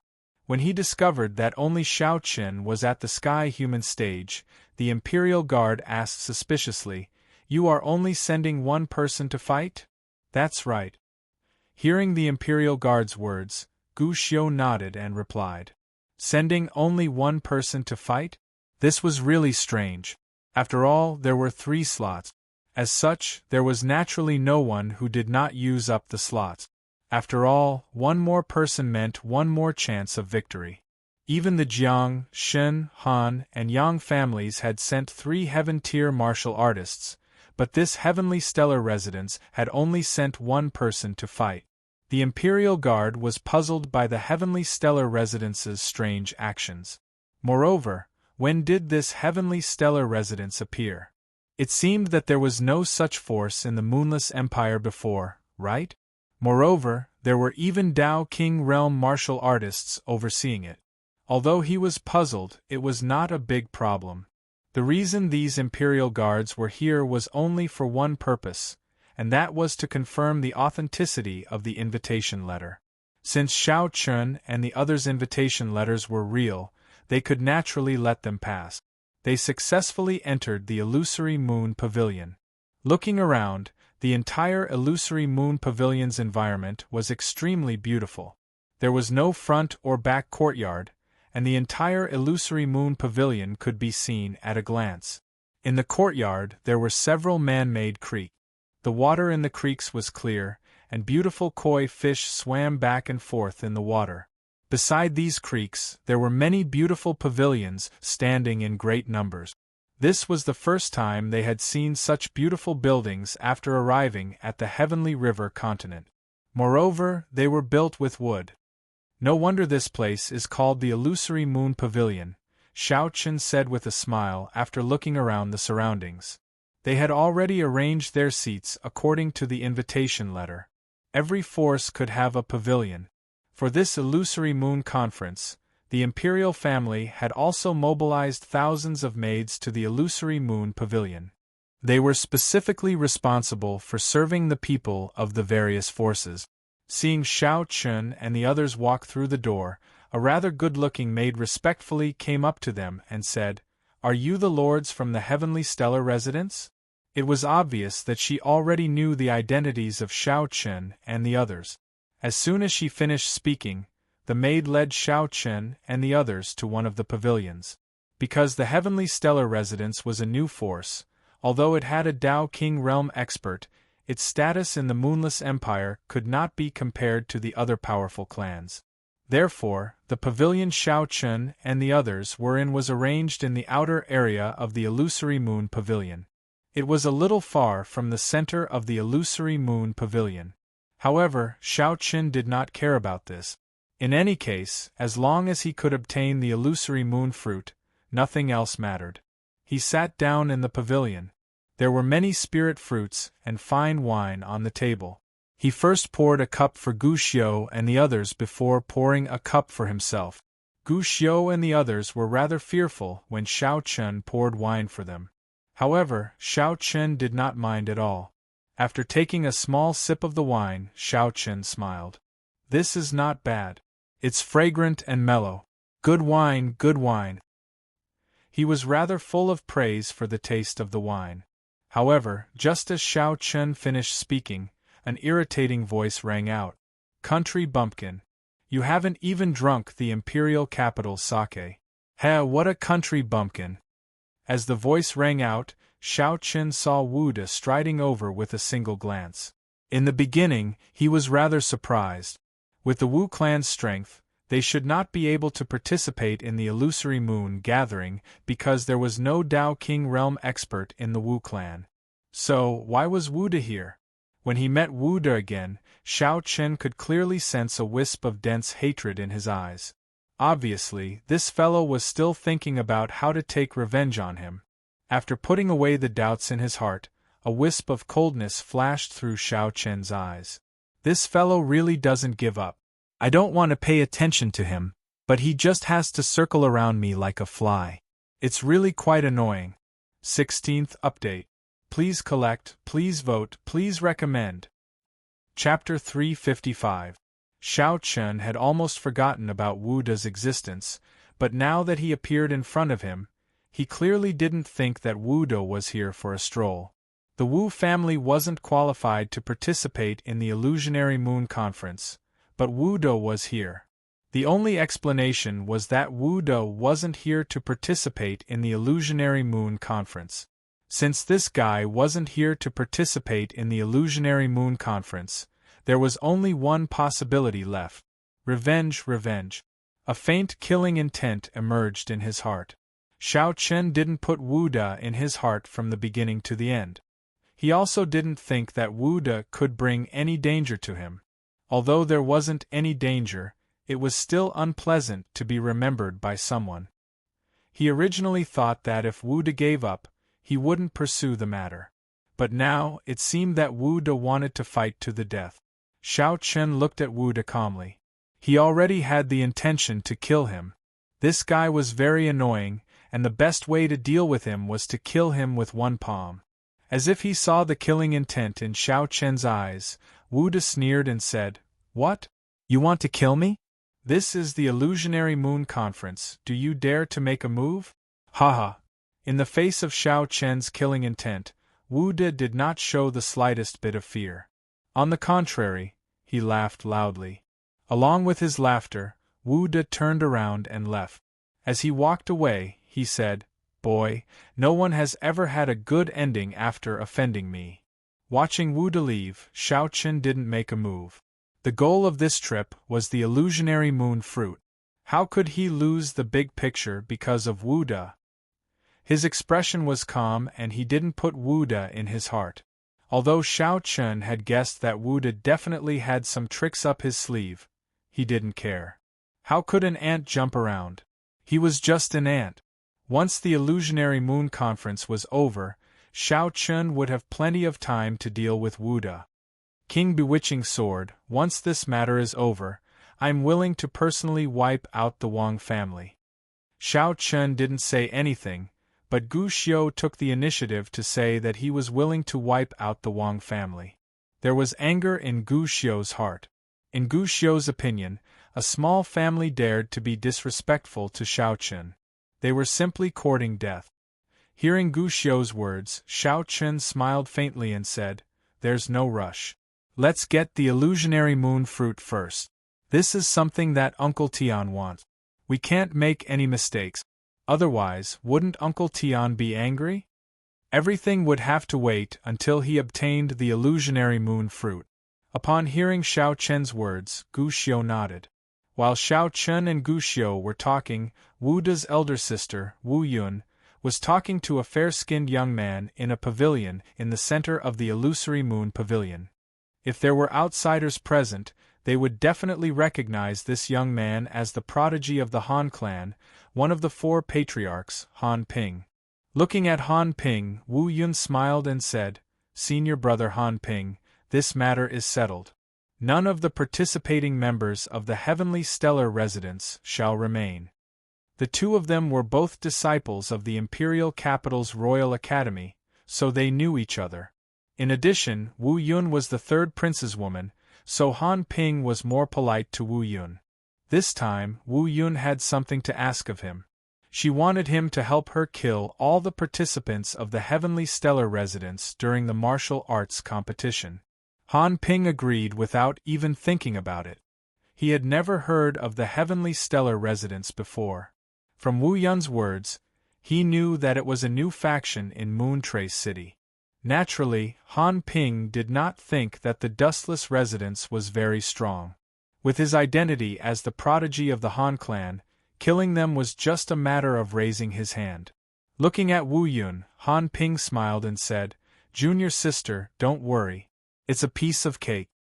After receiving Han Ping's agreement, Wu Yun bowed slightly and personally sent Han Ping off. In the end, Wu Yun felt that if she only relied on Han Ping, there would be an accident. So, she went to the Shin clan's Shin Qianfeng, the Jiang clan's Jiang Juiying, and the Yang clan's Yang Fu. Just like Han Ping, Wu Yun also asked the 3 of them to directly kill the participants of the Heavenly Stellar Residence during the martial arts competition. Hearing Wu Yun's request, the three of them also agreed without the slightest hesitation. A new faction was simply not worthy of their attention. Moreover, they could make Wu Yun owe them a favor this time. It was absolutely beneficial, so the three of them naturally had no reason to refuse. Having the prodigies of the Jiang clan, Shin clan, Han clan, and Yang clan simultaneously kill Shao Chen, Wu Yun finally relaxed. After sending off the Yang clan's prodigy, Yang Fu, Wu Yun returned to the pavilion. From the second floor, a young man wearing a purple-gold embroidered robe slowly walked down. The young man's appearance could not be considered very handsome, but his aura was very domineering. Although he was young, he already had the appearance of an emperor. Just from the aura of an emperor that he was born with, it was not difficult to guess that the young man was the host of the Illusionary Moon competition, the third prince, Chu Wuming. As the third son of the current emperor, Chu Wuming was also a strong contender for the throne in the future. Smiling at Wu Yun, Chu Wuming softly laughed and said, "What, do you have some enmity with the heavenly stellar residents? You didn't hesitate to have Yang Fu and the others attack at the same time." He clearly knew what Wu Yun had done, but seeing Chu Wuming like this, he didn't care. After all, not to mention an unknown heavenly stellar residence, even the Jiang, Shen, Han, and Yang clans were nothing in Chu Wuming's eyes. Chu Wuming naturally wouldn't care about such a small battle. Hearing Chu Wuming's words, Wu Yun slowly walked to his side and revealed an obedient expression. "Isn't it because of my little brother? He was bullied outside, so as his older sister, I naturally can't not help him. Your Highness wouldn't be angry with me, right? Haha, you little girl, how could I blame you for such a small matter? It's just that the competition between me, big brother, and second brother is becoming more and more intense. It has almost reached an irreconcilable point, so you should try not to cause any trouble during this period of time." Hearing Wu Yun's words, Chu Wuming laughed. "I understand." Wu Yun meekly nodded. "Okay, it's about time. Let's go, it's time for me to show myself." However, everyone has waited for too long. All the clans participating in the Illusionary Moon Conference had already arrived. Everyone sat in their respective pavilions. Following the appearance of Chu Wuming, who wore a purple-gold python robe, everyone's gazes instantly gathered on him. Standing on the balcony of the second floor of the Illusionary Moon Pavilion, Chu Wuming could see every single movement in the Illusionary Moon Pavilion. At the same time, the people from the various large clans, no matter which angle they were at, could also see Chu Wuming. Standing on the balcony with a calm expression, with Wu Yun by his side, Chu Wuming scanned the various large clans below him and spoke with a slight smile. "Everyone, this junior has been ordered to host this year's Illusionary Moon Conference. If there is anything that I have not done well, I hope that everyone will forgive me. 17th update, begging for collections, begging for monthly votes, begging for recommendations." Chapter 356. As soon as he appeared, he humbly referred to himself as a junior. Although he was the third prince of the empire, Chu Wuming did not give off a domineering aura at all. Only the domineering aura that came from his bloodline could not be concealed. Looking at Chu Wuming on the balcony of the attic, Shao Chen, who was sitting in the pavilion, smiled and said, "This third prince is quite interesting. He gives people the feeling that he is already beginning to have the bearing of an emperor, but he is incomparably humble when dealing with people. In front of the various great clans, he is probably going to win over a lot of people with this move." Shao Chen had a very high opinion of Chu Wuming. As expected, as soon as Shao Chen finished speaking, the various clans all stood up and bowed. The Dao kings from the Jiang, Shen, Han, and Yang clans took the lead and bowed towards Chu Wuming respectfully. "Your Highness is too polite. It's our fortune to have Your Highness personally host the Illusionary Moon Conference this time. Thank you for your praise. Please sit, quickly sit. I won't waste your time. The Illusionary Moon Conference will begin immediately. Men, bring the Illusionary Moon fruit." Chu Wuming warmly invited everyone to sit down before calling out to the imperial guards behind him. With Chu Wuming's words, the illusionary moon conference officially began. Very soon, several imperial guards escorted a tray of over 100 illusionary moon fruits to Chu Wuming. As everyone knew, the illusionary moon tree only bore fruit once every 100 years. Every time it bore fruit, the Tianfeng Xingzong would directly take 40%, which was 200 fruit. The imperial family would take another 20%, which was 100 fruit. In the end, the 4 princes and 8 dukes each took 10%, so another 100 fruits were taken away. Only then would the remaining 20 be divided amongst the various clans. The 100 illusionary moon fruits in front of them were the goals of the various large families. Looking at the last 20% of the illusionary moon fruits, the various large families present all revealed fiery expressions. This was especially so for the Jiang, Shen, Han, and Yang families. They were the strongest among the various large families, so they naturally obtained the most illusionary moon fruits. Like everyone else, Shao Chen also stared at the illusionary moon fruit. They did not seem special from their outer appearance, just like ordinary spiritual fruit. However, a clear crescent moon mark could be seen on every single one of them. Under everyone's gazes, Chu Wuming said loudly, "I'm sure everyone knows the rules. Let's begin. I wonder which genius will be the first to challenge everyone?" The rules of the illusionary moon conference were very simple. In front of the pavilion where Chu Wuming was, there was a battle stage. The Heaven Realm contestants of the various clans could all step onto the stage. Every victory would allow them to obtain a illusionary moon fruit. The illusionary moon conference would end when all the contestants from the various clans were defeated.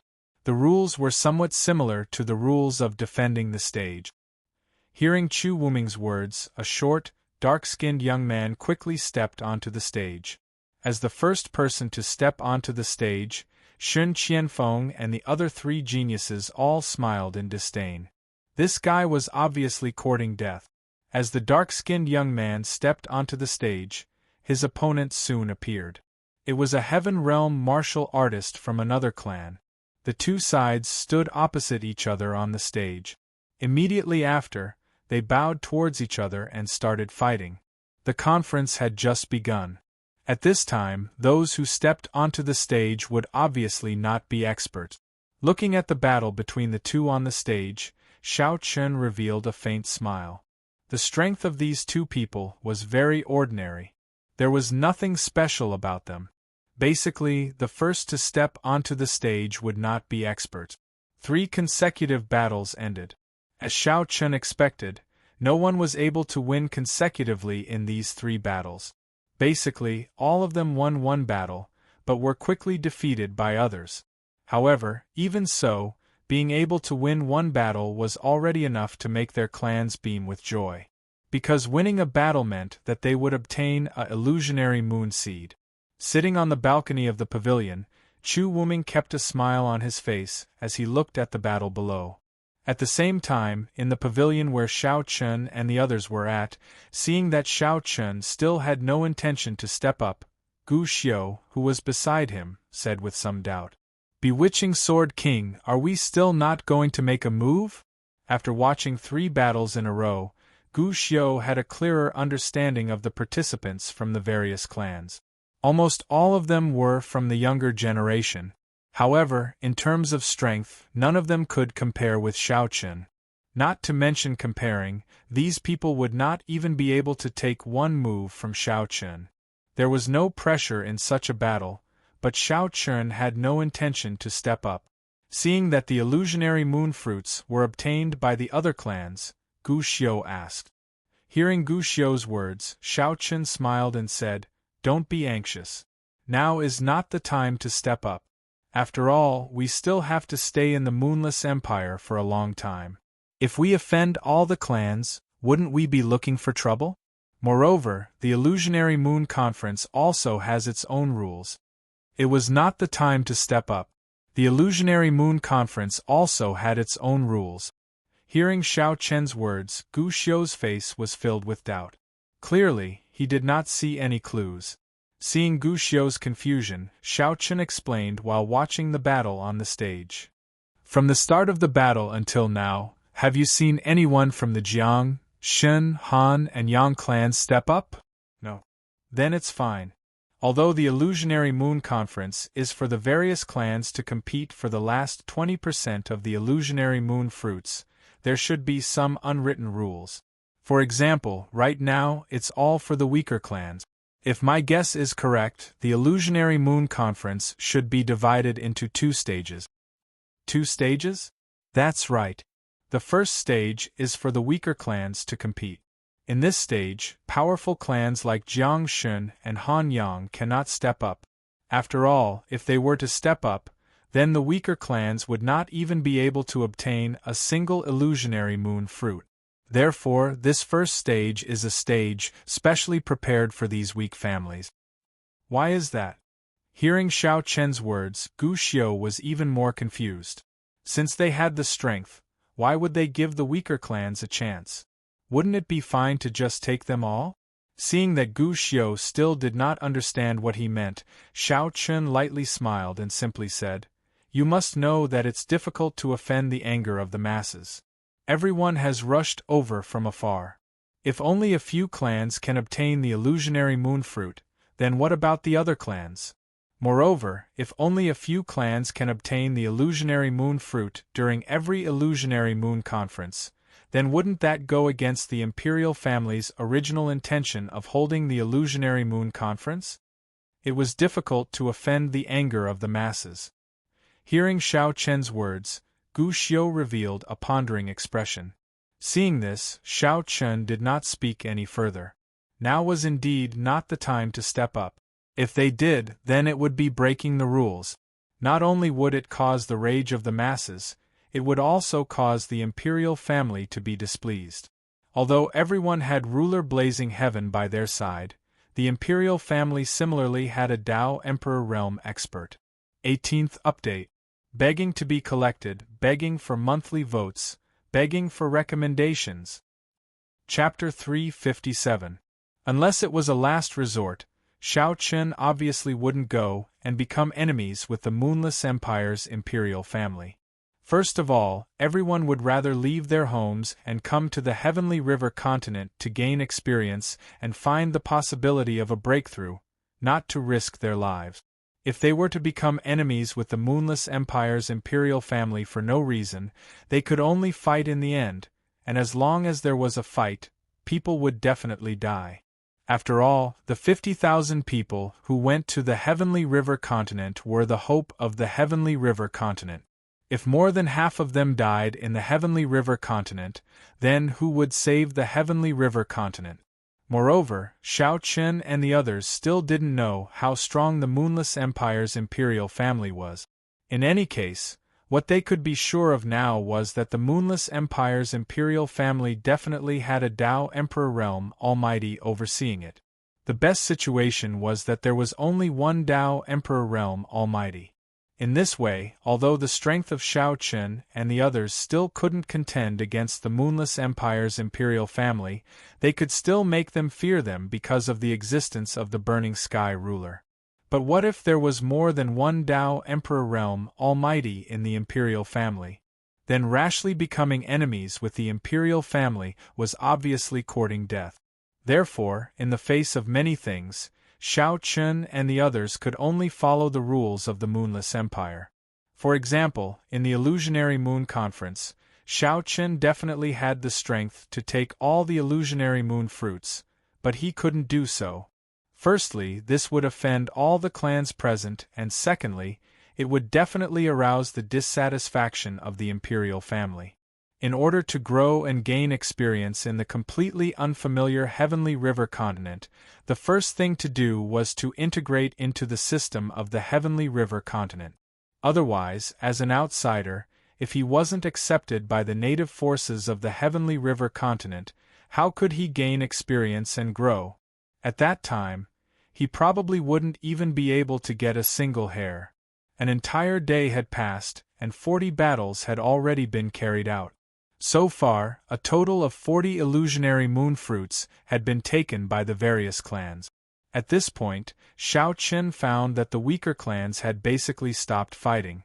Regardless of whether there were still Celestial Realm warriors in their clans who had not been defeated, they had all wisely chosen not to fight.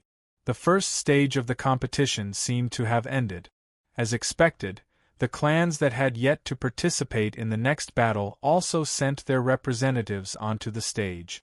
The first stage was to take out 40 illusionary moon fruits and distribute them to the weaker families. This way, the imperial family's goal of winning people's hearts would be achieved, and the remaining 60 illusionary moon fruits would be fought over by the stronger families. Such an operation was indeed acceptable to all the major clans.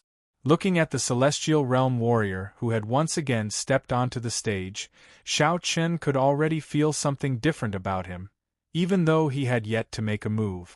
Compared to those who had stepped onto the stage before, this person's strength was obviously stronger and had already stepped into the ranks of geniuses. Along with this person's appearance, a Celestial Realm warrior from the Yang family stepped out. The two of them quickly engaged in a fierce battle in the arena. The result of the battle was as expected. The Celestial Realm warrior from the Yang family quickly won. Seeing that even the 4 major clans had made their move, Xiao Qin slowly stood up and smiled at Gu Xiu beside him. Now is the time.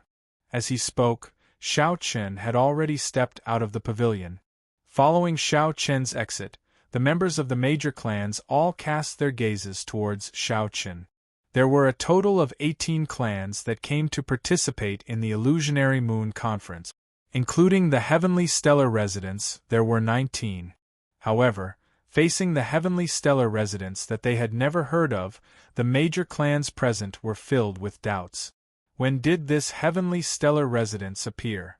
The majority of the clans were filled with curiosity towards the Heavenly Stellar Residents. However, in the eyes of Shen Qianfeng and the other 3, the Celestial Realm warrior from the Heavenly Stellar Residence had finally made his move. For a moment, a cold glint flashed across their eyes. Previously, Wu Yun had already sought them out one by one, requesting them to kill the Heavenly Stellar Residence's warrior. Now the opportunity had finally arrived. Immediately, Yang Fu gave a meaningful glance to the Yang family warrior on the arena. Seeing this, the Yang family warrior also nodded slightly in response.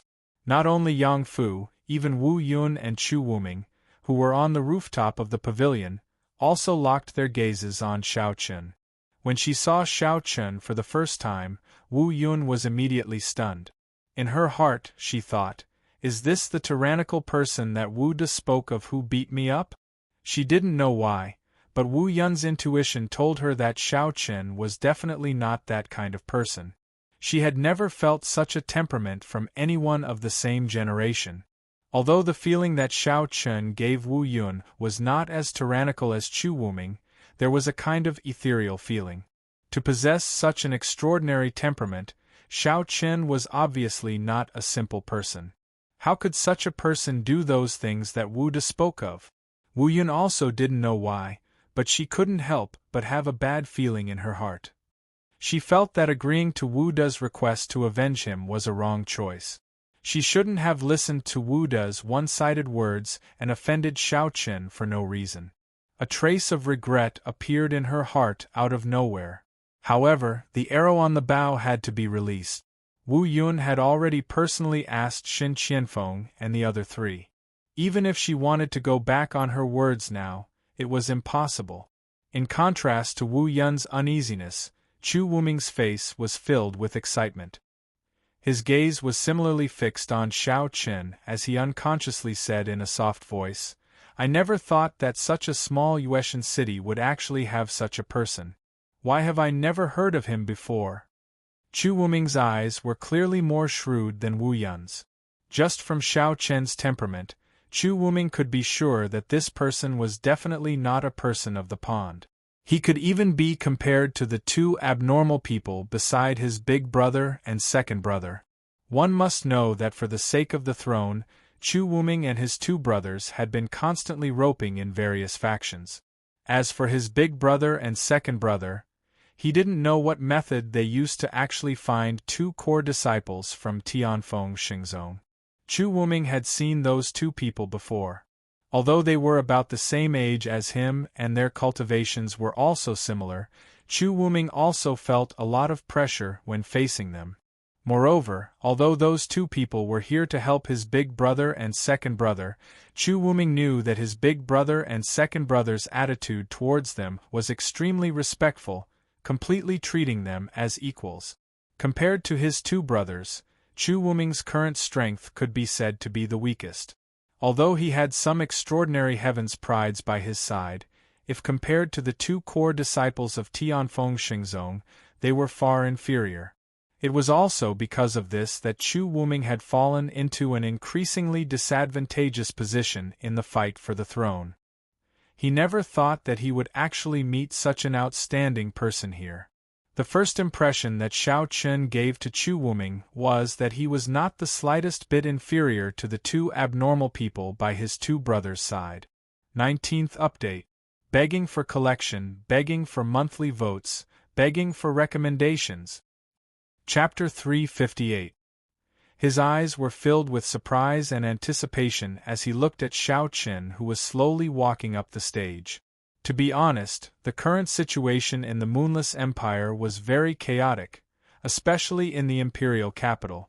The source of all this chaos was the struggle between Chu Wuming and the other princes. The current emperor of the Moonless Empire had a total of 9 sons and 8 daughters, but until now there had been no crown prince. The position of crown prince had not been confirmed yet, so naturally, the various princes had launched an open and covert struggle. However, although there were 9 princes, from the current situation, there were only 3 who had the ability to compete for the position of crown prince. They were Chu Wuming and his 2 elder brothers. As for the other 6 princes, they had already withdrawn from the struggle for the position of crown prince and successively attached themselves to Chu Wuming and his 2 elder brothers. However, although Chu Wuming was also one of the strong contenders for the position of crown prince, there were many things that only the people in the circle knew. Compared to his 2 elder brothers, Chu Wuming was almost on the verge of being eliminated. This was because among the 3 of them, Chu Wuming's influence was the smallest, and he was not on the same level as his 2 elder brothers. He was already completely at a disadvantage, and could even be considered as being eliminated. However, Chu Wuming was not willing to accept this, so when he saw Xiao Chen, Chu Wuming was so excited. In his opinion, Xiao Chen was the good horse that he had always dreamed of. As long as he had Xiao Chen, he, Chu Wuming, would no longer need to be afraid of the 2 freaks beside his 2 elder brothers. Just as Chu Wuming was looking at Xiao Chen in surprise, Wu Yun, who was beside him, saw that his face was in a daze. She called out Chu Wuming several times, but there was no response. Wu Yun gently pulled Chu Wuming's sleeve, making him come back to his senses. "What's wrong with your highness? Are you feeling unwell?" Hearing Wu Yun's words, Chu Wuming came back to his senses. However, he did not care about anything else and immediately said to Wu Yun in an extremely serious manner, "You can't touch this person. I will not let anyone hurt this person. Do you understand?" Chu Wuming already knew that Wu Yun wanted to kill Xiao Chen. Before seeing Xiao Chen, Chu Wuming did not care. However, after seeing Xiao Chen, Chu Wuming instantly regretted it. He absolutely could not let Xiao Chen get hurt, and even more so, he could not let Xiao Chen bear a grudge against him. Hearing Chu Wuming, she was extremely intelligent since childhood. How could she not see that Chu Wuming already had the intention of recruiting Xiao Chen? It could even be said that it was to the point of thirst for talent. She already had a bad feeling in her heart, but since things had already come to this, Wu Yun herself could not change anything. It was impossible for her to send someone to tell Shen Qianfeng and the others not to make a move on Xiao Chen, right? Obviously, this was not possible. After pondering for a while, Wu Yun finally came up with a plan. She looked at Chu Wuming and said, "Your Highness, don't be anxious. This person's temperament is indeed extraordinary, but as for his strength, why don't we first watch him fight a few rounds before deciding? Hearing Wu Yun's words, Chu Wuming gradually calmed down. Although his gaze was still locked onto Xiao Chen, he still agreed with Wu Yun's suggestion. Yes. It's not too late to make a decision after seeing this person's strength. Unaware of Chu Wuming's thoughts, Xiao Chen had already arrived on the stage. Looking at the white-clothed Xiao Chen, the Yang family disciple who was also standing on the stage had an undisguised killing intent in his eyes as he coldly said, "You shouldn't have come on stage. This illusionary moon conference doesn't prohibit killing. As long as you're on the stage, your life and death are up to fate."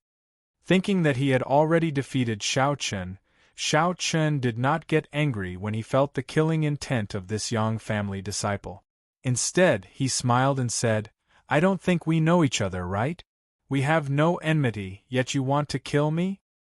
He did not know this Yang family disciple at all, but he wanted to kill him. The killing intent emitted from his body did not seem fake, which meant that this person really wanted to kill him. Hearing Xiao Chen's words, this Yang family disciple did not avoid it. He used a voice that only the two of them could hear and said, "If you want to blame someone, you can only blame yourself for offending someone you shouldn't have offended. In your next life, you should be more clear-eyed."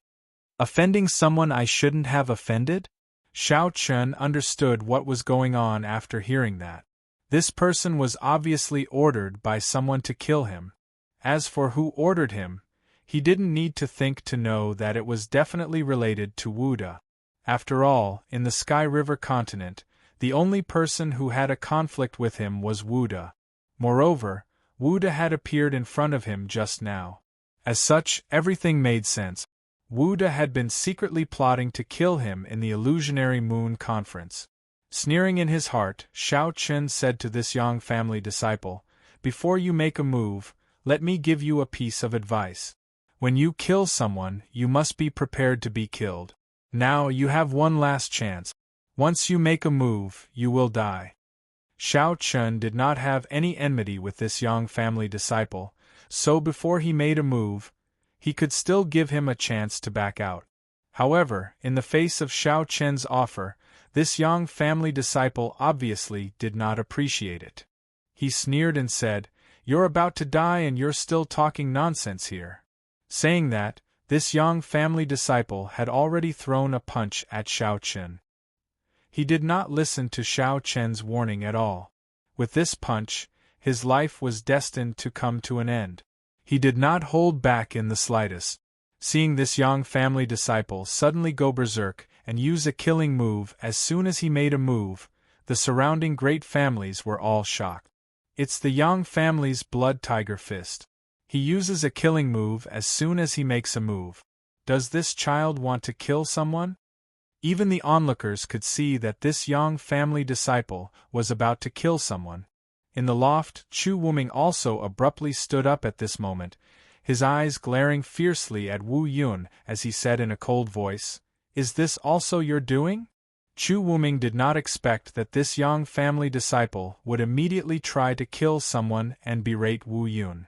Just as he was about to speak up to stop him, what he and everyone else did not expect was that Xiao Chen, who was facing the Yang family disciple's ferocious punch, actually gently pointed his finger at him. Xiao Chen did not seem to make any movements, but as soon as he pointed his finger, a golden sword light suddenly shot out. The pure June sword finger was instantly displayed. The golden sword light was as fast as lightning, and in the blink of an eye, the sword light had already pierced through the Yang family disciple's forehead. This Yang family disciple, who was about to go berserk a second ago, fell directly to the ground 3 steps in front of Xiao Chen.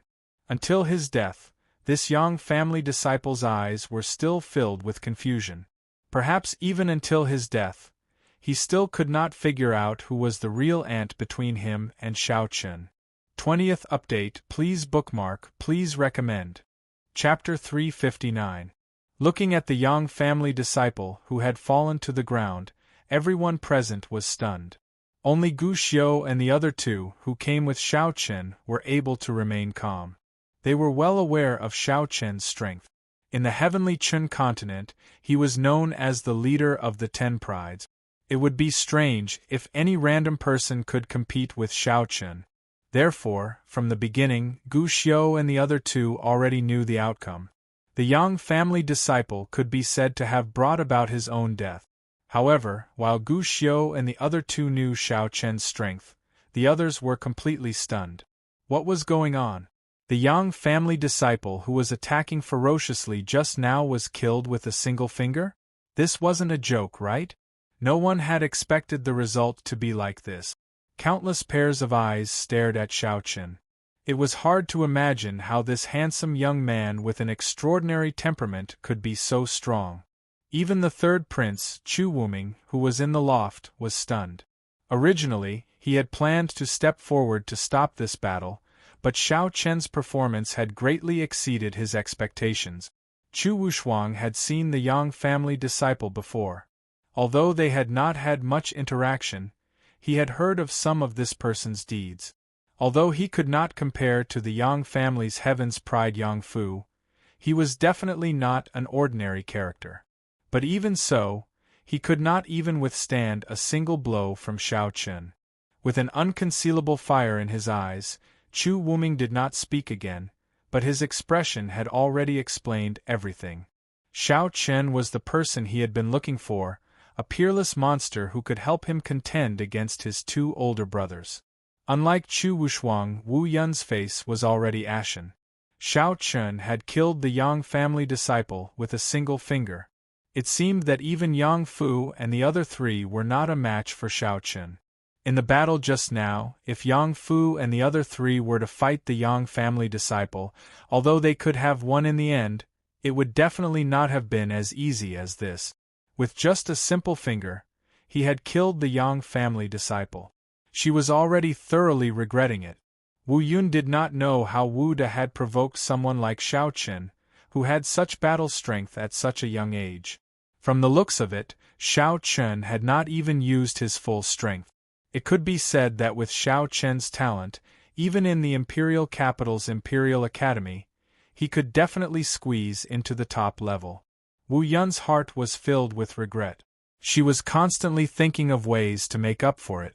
At this moment, she no longer dared to think about how to deal with Xiao Chen. Instead, she was thinking about how to make Xiao Chen forgive her and her brother.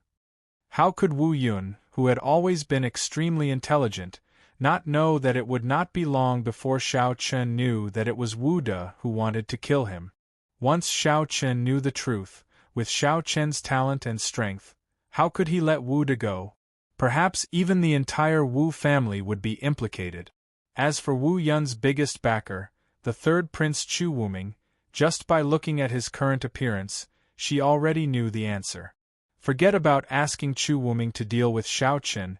It would already be good if he did not turn around and help Xiao Chen destroy the Wu family. The most merciless royal family. Even though Wu Yun had always been deeply loved by Chu Wuming, she was very clear that between Xiao Chen and herself, Chu Wushuang would definitely choose Xiao Chen.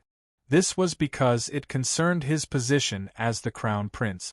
Compared to the crown prince's position, she, Wu Yun, was just an ordinary woman who could not be more ordinary. She could no longer count on Chu Wushuang. She even had to be careful of Chu Wushuang, in order to curry favor with Xiao Chen, and make an example out of the Wu family. Like Wu Yun, Wu De, who had been hiding in a pavilion far away, was also in a daze. Compared to his sister Wu Yun, Wu De was completely scared out of his wits. Only now did Wu De realize that he had probably gotten himself into big trouble. Suddenly, Wu De recalled the words of his housekeeper, Wu Fu. If we can't find out their identities, then there's another possibility. Their identities have already surpassed the limits of what the Wu family can come into contact with. This level has probably already come into contact with the hallowed sect. Wu De sat in a daze on the chair. He felt that even breathing had become difficult. At this moment, Wu De wanted to flee. He wanted to flee far, far away. However, it was as if his legs did not belong to him. He could not even stand up. The entire illusory moon pavilion was silent. However, Yang Fu's face was filled with rage.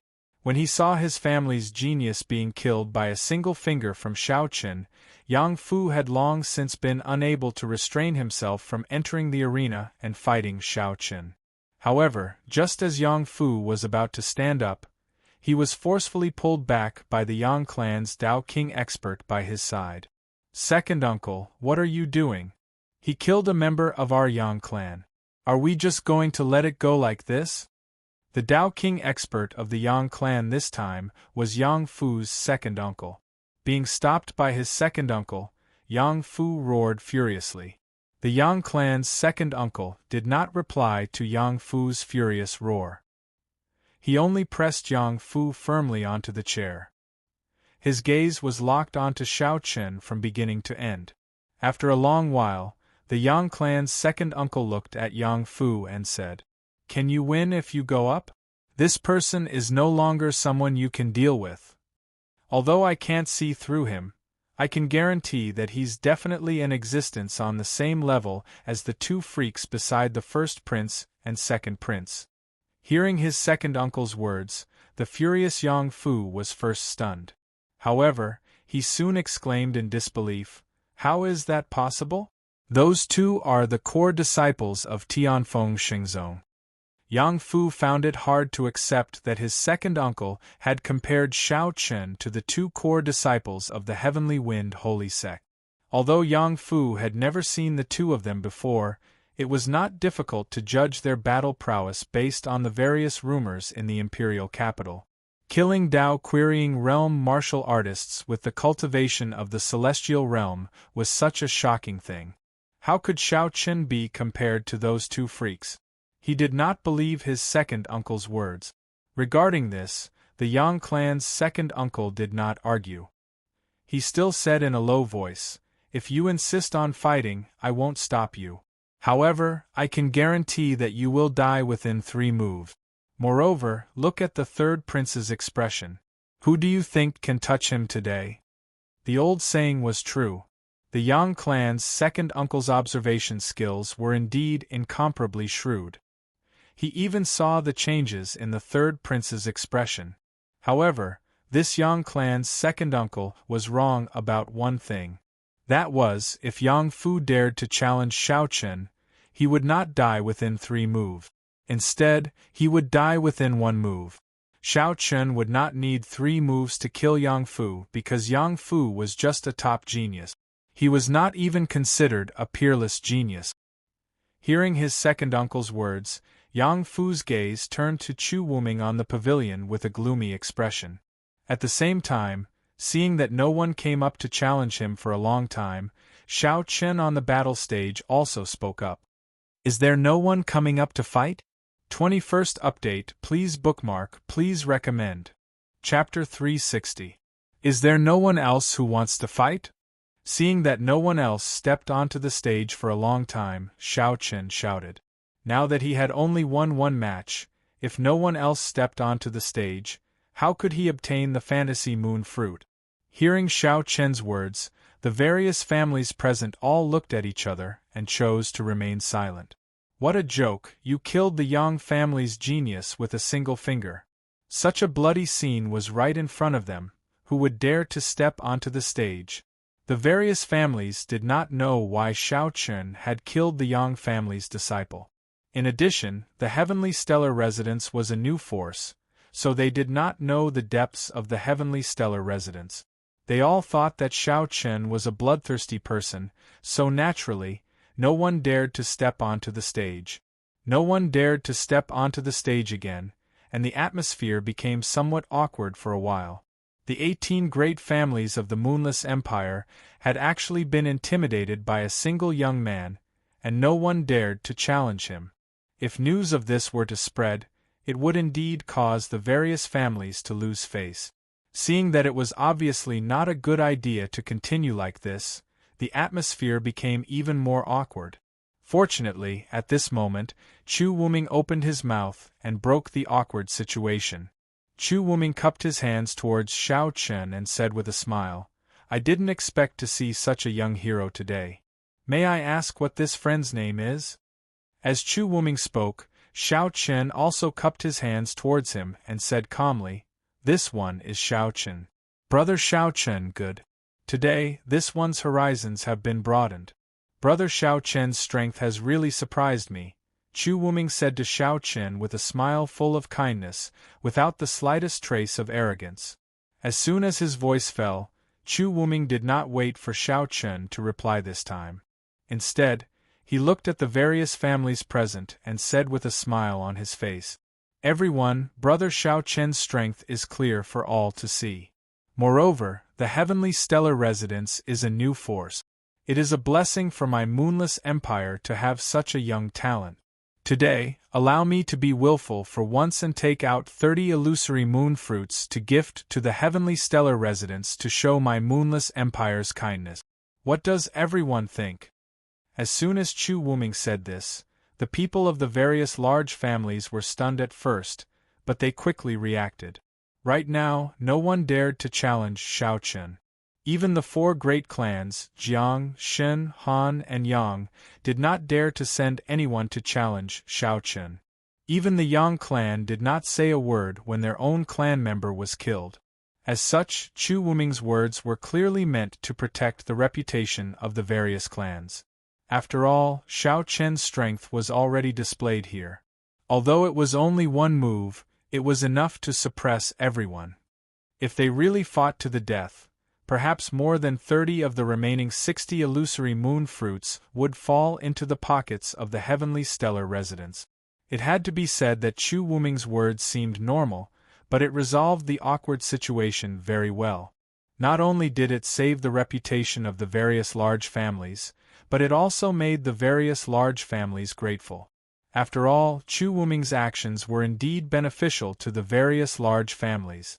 Of course, while giving benefits to the various large families, the illusory moon fruits that Xiao Chen would receive would be much less. However, how could Chu Wuming not think of this? The illusory moon convention was still being held.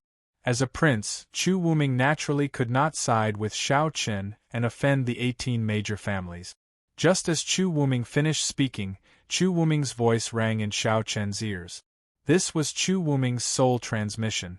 No one else could hear it. Brother Xiao Chen, please don't be impatient. This is also a way to satisfy both sides. After this palace will compensate Brother Xiao Chen. Chu Wuming took the initiative to transmit his voice. Hearing this, Xiao Chen nodded slightly. Since Chu Wuming had already done this, Xiao Chen naturally had no reason to refuse. Moreover, Chu Wuming had already said that he would compensate after this. Although he did not know what the compensation was, it should not be less than 30 illusory moon fruit. Xiao Chen cupped his hands towards Chu Wuming and said, Then I'll use the heavenly stellar residence to thank His Highness, the third prince. Brother Xiao Chen, there's no need to be so polite. Chu Wuming smiled and nodded when he heard Xiao Chen's words. Then, Xiao Chen took the initiative to walk down the stage and return to the pavilion of the heavenly stellar residence. Seeing that Xiao Chen had returned, Gu Xiu said somewhat gloomily, King Jiao, isn't 30 illusory moon fruits a bit too little? Clearly, he did not understand why Xiao Chen would agree to Chu Wuming's decision. Hearing Gu Xiu's words, Xiao Chen smiled faintly. Chu Wuming is the third prince. Since he has already spoken, I will be offending him if I don't agree. Besides, why do you think Chu Wuming made such a decision? Isn't it to appease the various prestigious families present? Think about it. If I were to obtain the last 60 illusory moon fruits, what would the various prestigious families think? Xiao Chen purposely paused. Hearing this, Gu Xiu nodded slightly and felt that Xiao Chen's words were reasonable. However, he still felt that 30 illusory moon fruits were too little. While Gu Xiu nodded slightly, Xiao Chen continued. Besides, Chu Wuming has already secretly transmitted a message to me. He said that this is a win-win situation and that Chu Wuming will compensate me after the illusory moon conference ends. After Xiao Chen finished speaking, Gu Xiu immediately revealed a smile. I knew that King Jiao of the Bewitching Sword wouldn't suffer a loss. He flattered Xiao Chen without batting an eyelid. Hearing this, Xiao Chen only smiled and did not say anything. Just as Gu Xiu finished speaking, Chu Wuming's personal maid walked over with a storage ring and respectfully handed it to Xiao Chen. She also conveyed Chu Wuming's words to Xiao Chen. Young Master Xiao, here are 30 illusory moon fruit. His Highness the Third Prince has specially ordered me to deliver them. His Highness also wants me to tell young Master Xiao that after the illusory moon conference, young Master Xiao must not be in a hurry to leave. His Highness will definitely give young Master Xiao an explanation for the matter that we previously agreed upon. Seeing Chu Wuming's personal maid handing over 30 illusory moon fruits to Xiao Chen, the surrounding large families revealed envious expressions. However, they did not say much. After all, this was the third prince's decision. Moreover, this decision was extremely beneficial to their large families. Otherwise, with Xiao Chen's strength, how many illusory moon fruits he wanted would depend entirely on Xiao Chen. If he was greedy and took all 60 illusory moon fruits, what could the large families say? At most, they would secretly bear a grudge and find an opportunity to take revenge in the future. Not caring about the gazes of the large families, after sending off Chu Wuming's personal maid, Xiao Chen threw the storage ring containing the 30 illusory moon fruits to Gu Xiu beside him and said with a faint smile on his face, "This third prince is rather interesting. It seems that there are still many things that we don't know about the Moonless Empire. The seemingly powerful empire is actually surging with undercurrent." 22nd update. Begging for collection, begging for monthly votes, begging for recommendations. Chapter 361. From the third prince's behavior, Xiao Chen could obviously tell that the third prince wanted to rope him in. As for the reason, it was because the struggle for power was clearly extremely intense in the royal clan. That was why the third prince needed to rope in a group of his own forces. He had already guessed a little, but the reality was far more intense than Xiao Chen had imagined. The Moonless Empire still had not established a crown prince, so the princes had basically reached the point of killing each other. The royal clan was the most heartless. This saying was not false at all. Before great power, even brothers would not show any mercy. He waited patiently in his seat. As the battles progressed, the Heaven Realm cultivators that appeared in the end were clearly much more powerful than before. In particular, the Jiang, Shen, Han, and Yang clans could basically crush the other clans. Among them, the Shen clan's Shen Qianfeng, the Jiang clan's Jiang Juing, the Han clan's Han Ping, and the Yang clan's Yang Fu were the strongest. However, through their battles, Xiao Chen could tell that they were only at the level of peak prodigies. They were still unable to make Xiao Chen take them seriously. The intense battles continued for another day. After 2 days, the Illusionary Moon Conference finally came to an end. Originally, it could have been considered a rather successful Illusionary Moon Conference, but because of Xiao Chen's appearance, the clans were still rather displeased. After all, Xiao Chen had taken away 30 illusionary moon fruits by himself. Unknowingly, the gains of the clans had decreased by a lot, especially the Jiang, Shen, Han, and Yang clans. The gains of the Illusionary Moon Conference this time were probably the least the Jiang, Shen, Han, and Yang clans had ever obtained. None of the 4 clans had obtained more than 10 illusionary moon fruit. As the Illusionary Moon Conference came to an end, the people of the various clans left one after another. However, when they left, all of them subconsciously glanced at the pavilion where the Heavenly Stellar residents resided. At the same time, the Tao King in the lead spoke softly to the people beside him. Investigate the origins of the Heavenly Stellar residents.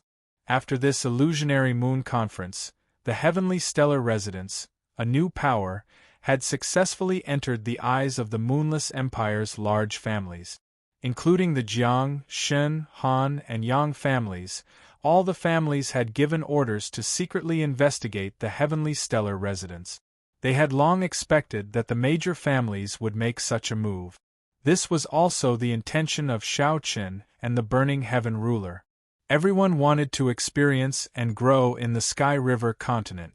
At the very least, they had to integrate into the system of the Sky River continent.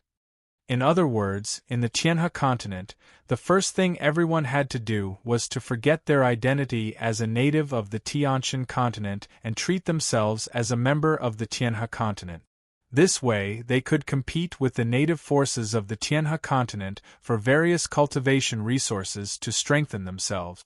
Therefore, Shao Qin and the Burning Sky ruler had already planned to show off in the Illusionary Moon Conference. Firstly, it was for the Illusionary Moon fruit.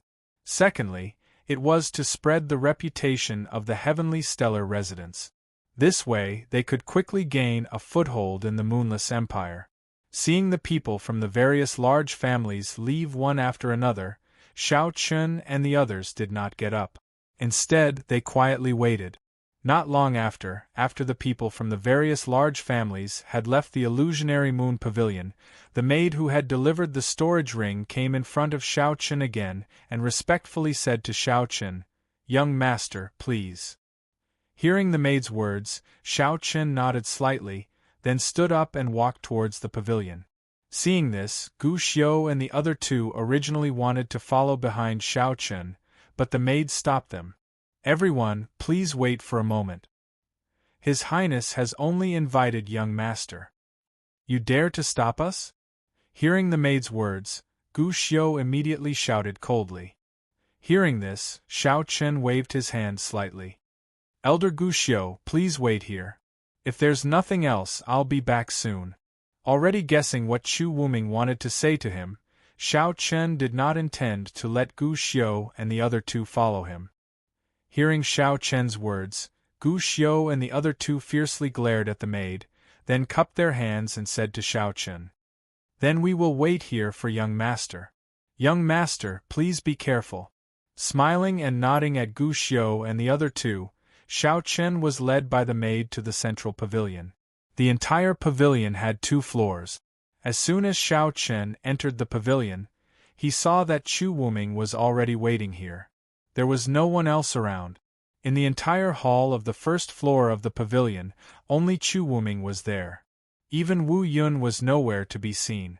Seeing Shao Qin walk into the pavilion, Chu Wuming immediately greeted him warmly, as if he had seen an old friend. His hands naturally held Shao Qin's shoulders as he said with a smile, "Haha, brother Shao Qin, I've made you wait for a long time. I have already prepared some wine. Today, I will definitely drink with brother Shao until we're drunk." Having already prepared the wine for Shao Qin, Chu Wuming looked at the maid at the side and said, "You can leave. Today, I want to speak with brother Shao Qin alone. Without my permission, no one is allowed to enter." "Yes." After hearing Chu Wuming's words, the female servant replied respectfully. Immediately after, she left the pavilion and even closed the main entrance of the pavilion. After ordering the irrelevant people to leave, Chu Wuming personally pulled Shao Qin to the table. There was only a very simple short table. There were 2 praying mats on both sides of the table. From the looks of it, Chu Wuming actually wanted to eat at the same table as Shao Qin. This kind of courtesy was already very high. From this, it could be seen how much importance Chu Wuming attached to Shao Qin. In the face of Chu Wuming's enthusiasm, Shao Qin did not feel the slightest bit nervous. Perhaps in the eyes of others, with Chu Wuming's status, eating at the same table as Shao Qin was absolutely a matter of fear and trepidation. However, for someone of Shao Qin's status, it was not the slightest bit of pressure. Sitting opposite Chu Wuming personally poured wine for Shao Qin. Then, Chu Wuming took the initiative to raise his cup and said, "Brother Shao Qin, today you and I feel like old friends at the first meeting. This is the first cup of wine for you. Your Highness is too polite. Shao Qin is just a wanderer. How could he be worthy of your Highness's kindness?" Hearing Chu Wuming's words, Shao Qin's mouth was polite, but he also raised his wine cup. Then, the two drank at the same time. After drinking this cup, Chu Wuming was overjoyed when he heard Xiao Chen's words. Xiao Chen was a ranger, which meant that he did not have a sect behind him. A rogue cultivator without a sect was naturally more convenient to rope in. Xiao Chen's identity made Chu Wuming overjoyed. Then, he no longer beat around the bush. Since Xiao Chen was just a rogue cultivator, there were many things that he could say directly. Putting down the wine cup, the look on Chu Wuming's face gradually became serious. Looking at Xiao Chen, Chu Wuming said with sincerity, "Brother Xiao Chen, to be honest, in fact, this king is now in need of people. If I can get Brother Xiao Chen's help, this king can be said to be like a tiger that has grown wings." 23rd update. Please collect, please recommend. Chapter 362. Hearing Chu Wuming's words, Xiao Chen knew that Chu Wuming was trying to rope him in. Xiao Chen secretly smiled, but there was no change on his face. Xiao Chen cupped his hands and bowed to Chu Wuming, and then said lightly, "Your Highness really thinks too highly of me.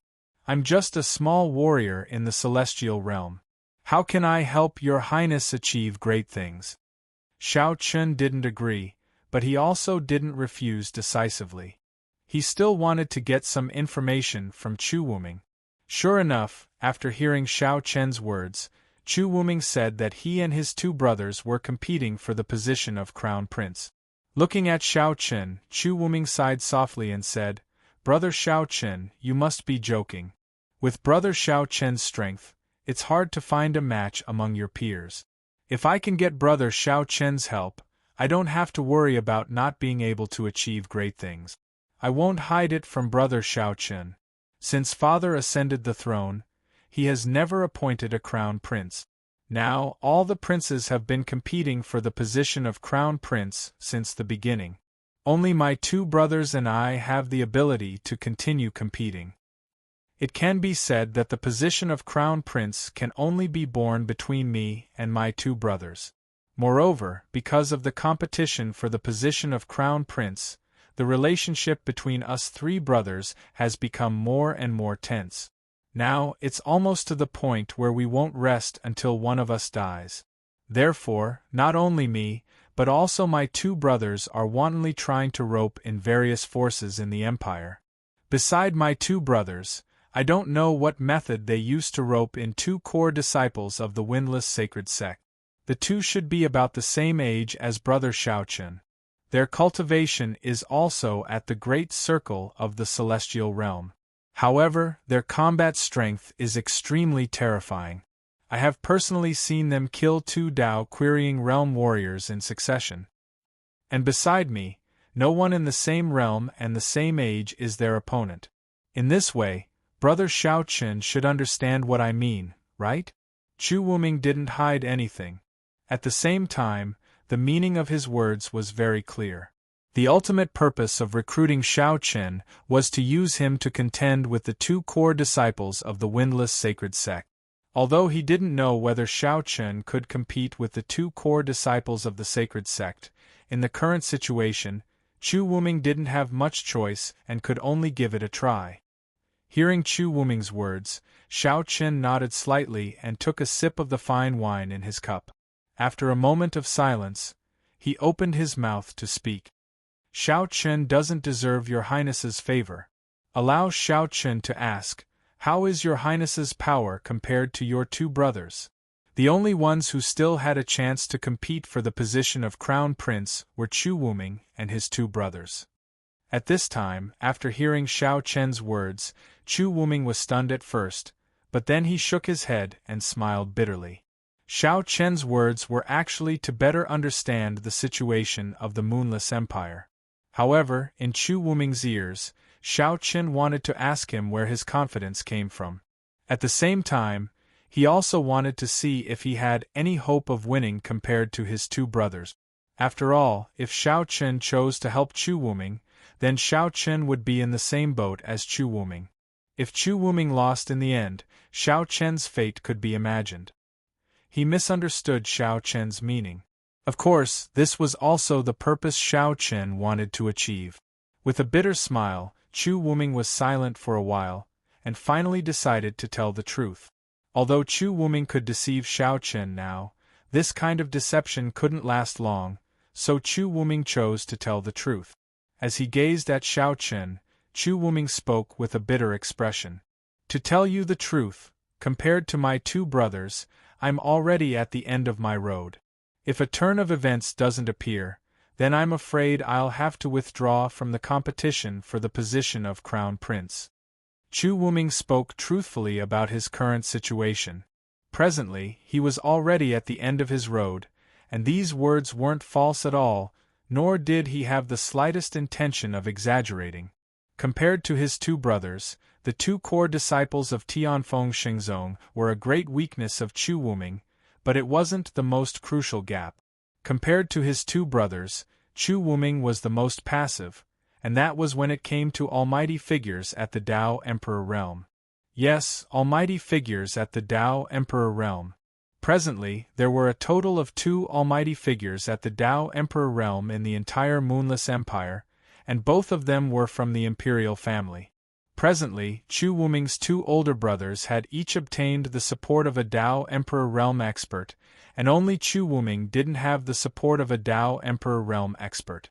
In this way, Chu Wuming, who didn't have the support of a Tao Emperor realm expert, could clearly be considered to have failed.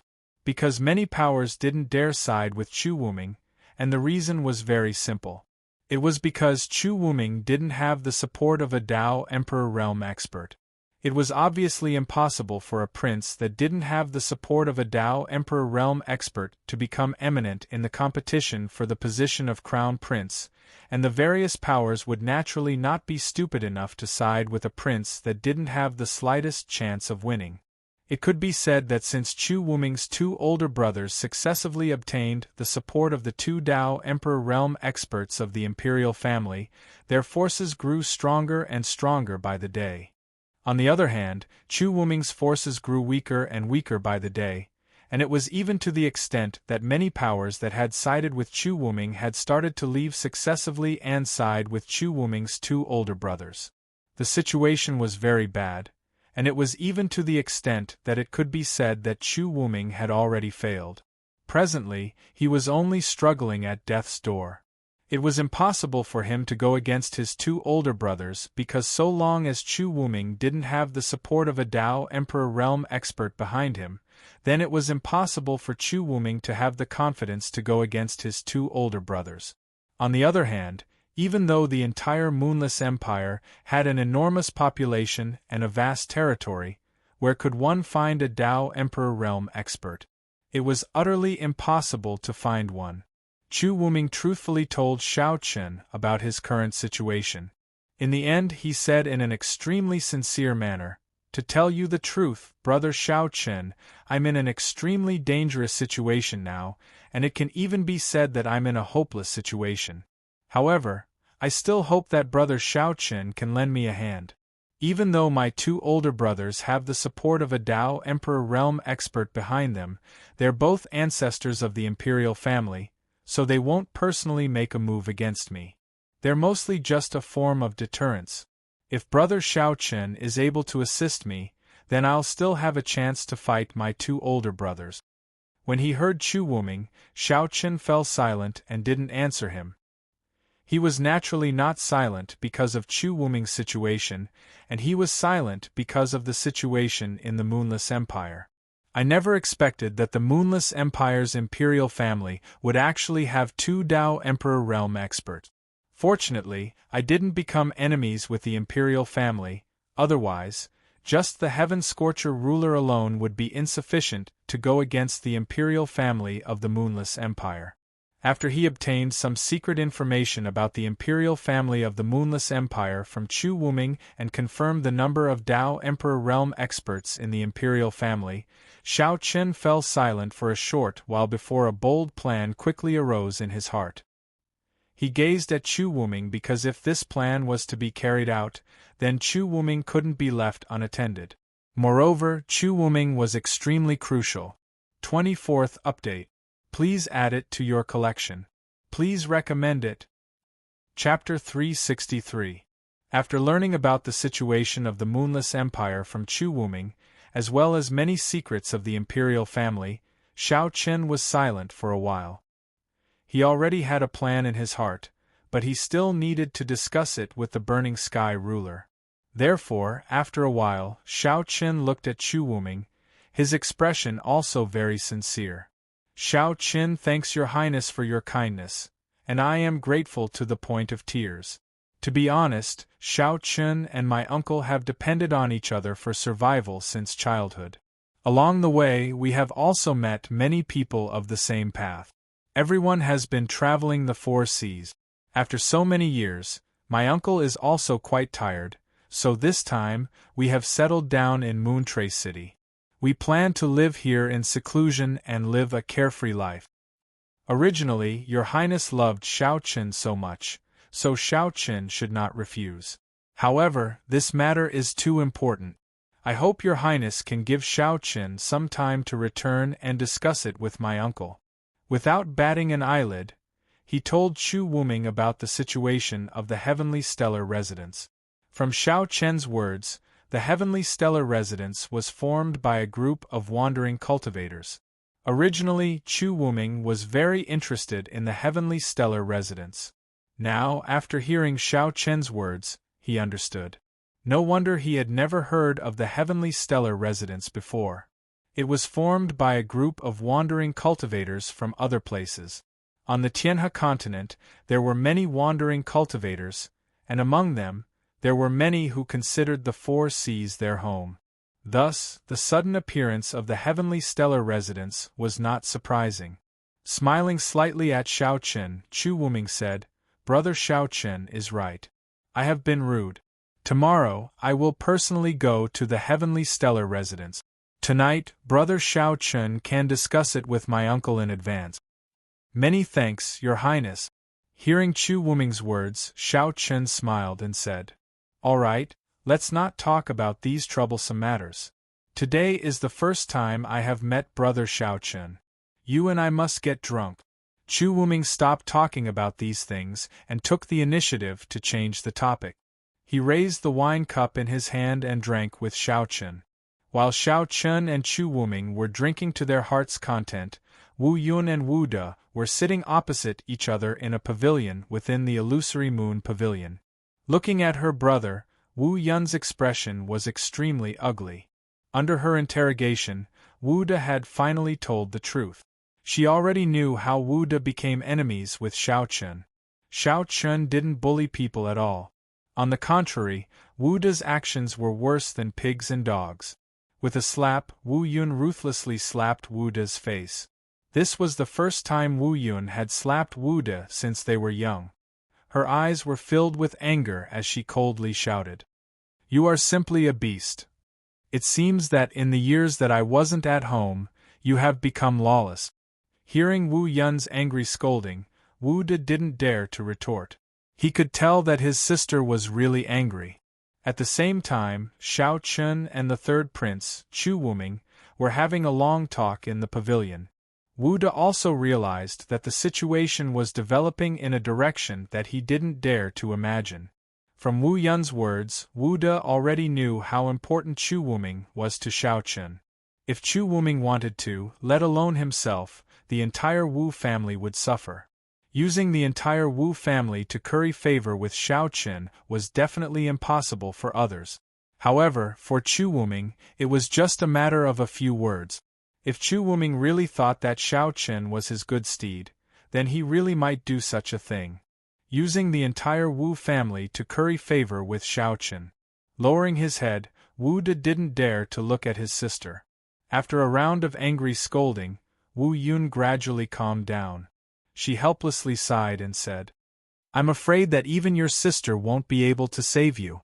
Hearing Wu Yun's words, Wu De immediately panicked. If even his sister couldn't do anything, then wouldn't he be dead for sure? Hurriedly crawling in front of Wu Yun, Wu De's face was filled with grief as he cried and begged. Seeing this, Wu Yun bitterly said, "Sigh, now that things have come to this, whether or not I can live now depends on your highness and Xiao Chen. Your sister can only do her best. However, even if I can keep my life in the end, it will definitely be difficult for me to escape punishment. Prepare yourself." Wu Yun didn't have too much confidence. However, she couldn't just watch as Wu De was killed. After all, he was her only brother. Right now, everything could only depend on Chu Wuming and Xiao Chen. It was unknown what Wu Yun and Wu De were talking about. They chatted with Chu Wuming until night fell. Only then did Xiao Chen walk out of the loft accompanied by Chu Wuming. However, just as Xiao Chen and Wu De walked out of the loft, they immediately saw Wu Yun and Wu De kneeling outside the door. Seeing Chu Wuming and Xiao Chen, the maid from before hurriedly said, "Your Highness, Miss Wu has been kneeling here since 2 hours ago." This subordinate asked Miss Wu why she was kneeling here, but Miss Wu didn't say anything. She only said that she was waiting for Xiao Chen. Hearing that Wu Yun was waiting for Xiao Chen here, Chu Wuming immediately understood Wu Yun's intentions. He didn't say anything and looked at Xiao Chen. Since Chu Wuming knew Wu Yun's intentions, Xiao Chen naturally knew as well. He looked at Wu De with a trace of mockery in his eyes and said, "Isn't this the Wu family's eldest young master, Wu De? What, why are you kneeling here?" "Young Master Xiao Chen, I already know what Wu De has done. I've specially brought him here to ask for forgiveness from Xiao Chen. These years, because my daughter wasn't in Moontrace City, Wu De's actions have indeed caused the wrath of the heavens and the resentment of the people.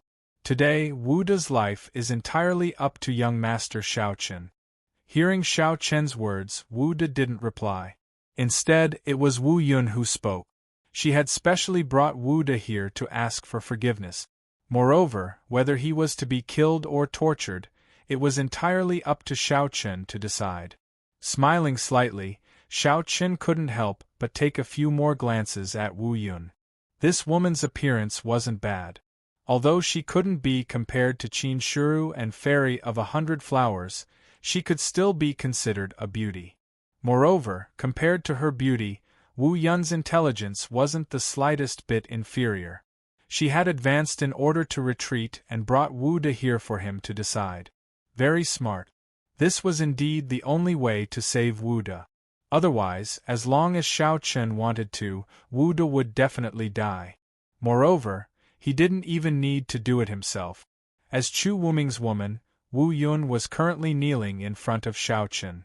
Regarding this, Xiao Chen naturally wouldn't make things too ugly. After having the servant girl by the side help Wu Yun up, Xiao Chen indifferently said, "Miss Wu Yun's words are true? Wu De's life is entirely up to me to decide?" Hearing Xiao Chen's words, Wu Yun was stunned at first. However, she quickly gritted her teeth and replied, "It's all up to young master." Facing Xiao Chen, Wu Yun could feel a great pressure. This pressure was even greater than that of Chu Wuming. She completely didn't know what Xiao Chen was thinking. She was afraid that Xiao Chen would really give the order to kill Wu De. Although she was worried in her heart, Xiao Chen quickly gave an answer. He looked at Wu De and calmly said, "Actually, I don't care about your life or death. However, since Miss Wu is kneeling on the ground for you, then I will give you a chance. Apologize to all the people you have persecuted over the years and give them sufficient compensation. In addition, you must obtain their forgiveness.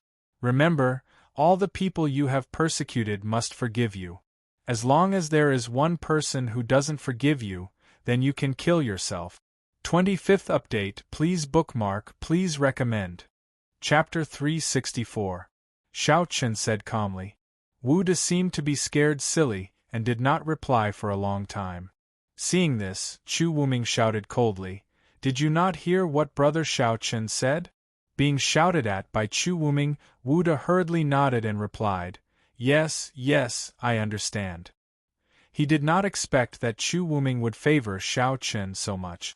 At this moment, Wu De did not have any desire for revenge and replied with fear. Seeing this, Xiao Chen did not say anything and turned to Chu Wuming and cupped his hands. "Your Highness, please go back. I am indebted to your Highness for your kindness today." Xiao Chen is in fear and trepidation. "It is already late. I will not disturb your Highness any longer." "Brother Xiao Chen, please take care. I have already ordered someone to prepare a carriage to send Brother Xiao back to the city. I will not see you off. Chu Wuming replied. Thank you, Your Highness. After bidding farewell to Chu Wuming, Xiao Chen left the illusory moon pavilion with Gu Xiu and the other two. They sat in the carriage that Chu Wuming had prepared for them and headed towards Moon Trace City. He was not worried that Wu De would deceive him. As long as Wu Yun was there, Wu De would definitely not dare to lie. This was a smart woman. She knew that this was the only chance that Xiao Chen gave Wu De to survive. Therefore, not only Wu De, but Wu Yun would also personally visit those who had been hurt by Wu De and try her best to seek their forgiveness. At the same time, she would also give them generous compensation. Whether or not he killed Wu De did not affect Xiao Chen in the slightest. He was not afraid that Wu De would seek revenge in the future. Not to mention whether he had the ability, just by looking at Wu De's appearance just now, he knew that Wu De no longer had the courage to take revenge on him. After Xiao Chen left, Wu De left the illusory moon pavilion alone. At the same time, standing on the roof of the pavilion, Chu Wuming looked at the stars in the sky.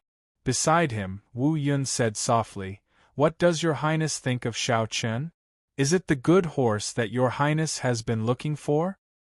Even though I haven't had much contact with him, I'm able to discern that Xiao Chen isn't an ordinary person. If I'm able to obtain his assistance, then perhaps I'll be able to hold on for a period of time and search for other methods to get out of this situation. However, this only treats the symptoms and not the root of the problem. Without the support of a Dao Emperor Realm expert, I'll always be inferior to my two brothers." Alas, as he finished speaking, Chu Wuming sighed lightly. An expert at the Dao Emperor Realm was like a thorn that was deeply embedded in Chu Wuming's heart. Without an expert at the Dao Emperor Realm, everything was just an illusion. His eyes carried a wisp of helplessness and unwillingness. When she saw this, the nearby Wu Yun consoled.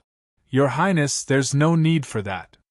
With Your Highness' great ability and strategy, I firmly believe that Your Highness will be able to ascend the position of Crown Prince even if you don't have the support of a Dao Emperor Realm expert. You don't understand. Without the support of a Dao Emperor Realm expert, everything I do is like a pavilion in the sky, and it might collapse at any moment. Never mind, let's not talk about this. I'll be heading to the Heavenly Stellar Residence tomorrow, and I might be staying in Moontrace City for a few more days. During these few days, quickly bring your younger brother along and complete Brother Xiao Chen's request. Otherwise, if Brother Xiao Chen wants to kill your younger brother, then I won't stop him. Do you understand?" Obviously, Chu Wuming wasn't willing to continue thinking about these annoying matters, so he changed the topic. As soon as he finished speaking, he turned around and walked into the pavilion. As she gazed at Chu Wuming's figure, Wu Yun bowed respectfully and said, "Don't worry, Your Highness. I know what to do." Chu Wuming had already decided to head to the Heavenly Stellar Residence tomorrow. At the same time, Xiao Chen and the others had returned safely to Moontrace City. When they arrived outside the Heavenly Stellar Residence, Xiao Chen's group of 4 got off the carriage and walked into the Heavenly Stellar Residence. As they walked, Gu Xiu asked in a low voice from the side, "Young master, what sort of compensation did Chu Wuming give you?" Earlier, they were on Chu Wuming's carriage, and the driver of the carriage was one of Chu Wuming's men, so Gu Xiu couldn't ask about it.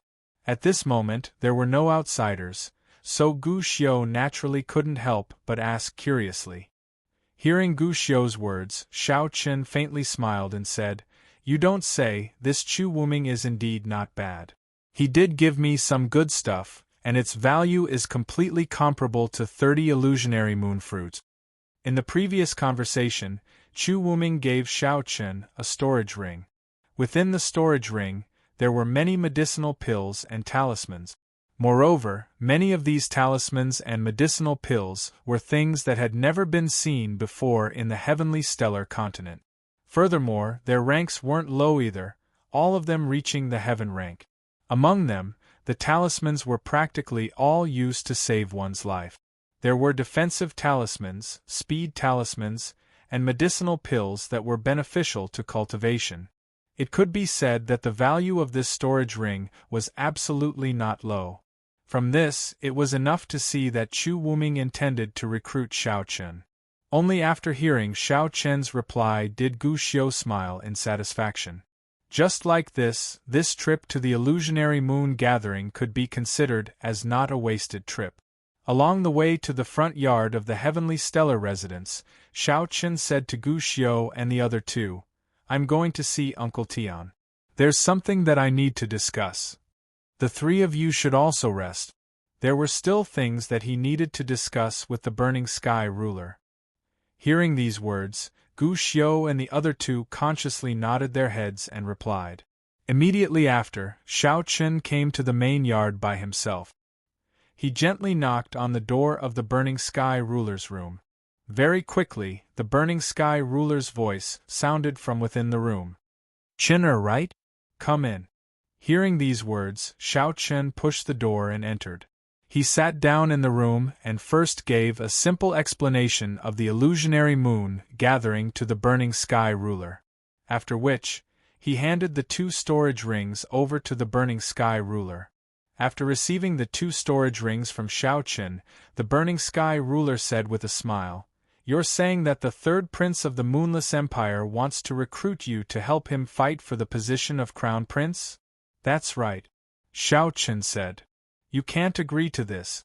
We haven't gained a firm foothold in the heavenly Churn continent yet. It's not wise to rashly get involved in the struggle for power in the imperial family. Reject him tomorrow." The Burning Sky ruler didn't hesitate to reject Chu Wuming's recruitment. However, after hearing his words, Xiao Chen had a different opinion. "Uncle Tian, don't be in a hurry to reject him. Indeed, we've just arrived in the Heavenly River continent and haven't gained a firm foothold in the Heavenly River continent yet. However, I think that helping Chu Wuming will bring us great benefits." "Benefits? Chen do you know that if we help the 3rd prince, we'll be getting involved in the struggle for power in the imperial family? Even if there will be benefits, it will also be accompanied by great danger. Moreover, with me here, why should we be afraid of the Moonless Empire's imperial family?" The Burning Sky ruler didn't know that the Moonless Empire's imperial family had 2 almighty Tao emperors. Perhaps from the Burning Sky ruler's point of view, the Moonless Empire's imperial family only had 1 almighty Tao emperor. As such, with his strength, he naturally didn't need to fear the imperial family, the Chu family. Hearing the Burning Sky ruler's words, Xiao Chen moved his mouth close to the Burning Sky ruler's ear and said softly, "Uncle Tian, I feel that we shouldn't be enemies with the imperial family. At the very least, we shouldn't directly start a war.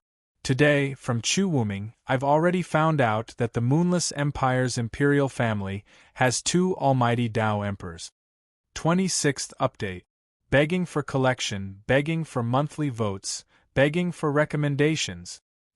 Chapter 365. He told the Burning Heaven ruler about the 2 almighty Tao emperors in the imperial family. When he heard this, the Burning Heaven ruler was first stunned, then he looked at Xiao Chen with a serious expression and said, "Are you sure that the 3rd prince didn't lie to you?"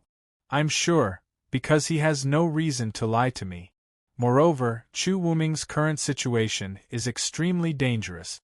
If we can lend him a hand at this time, not only will we be able to gain a foothold in the Moonless Empire, we can even develop our forces into the imperial capital. Uncle Tian, Moon Trace City is only a small city in the end. Even though it has a unique treasure like the illusory moon fruit, it is still lacking in cultivation resources. However, the imperial capital is different. As the capital of an empire, close to 80% of the cultivation resources in the entire Moonless Empire are concentrated in the imperial capital. If we can head to the imperial capital, wouldn't we be able to achieve twice the results with half the effort in our cultivation?"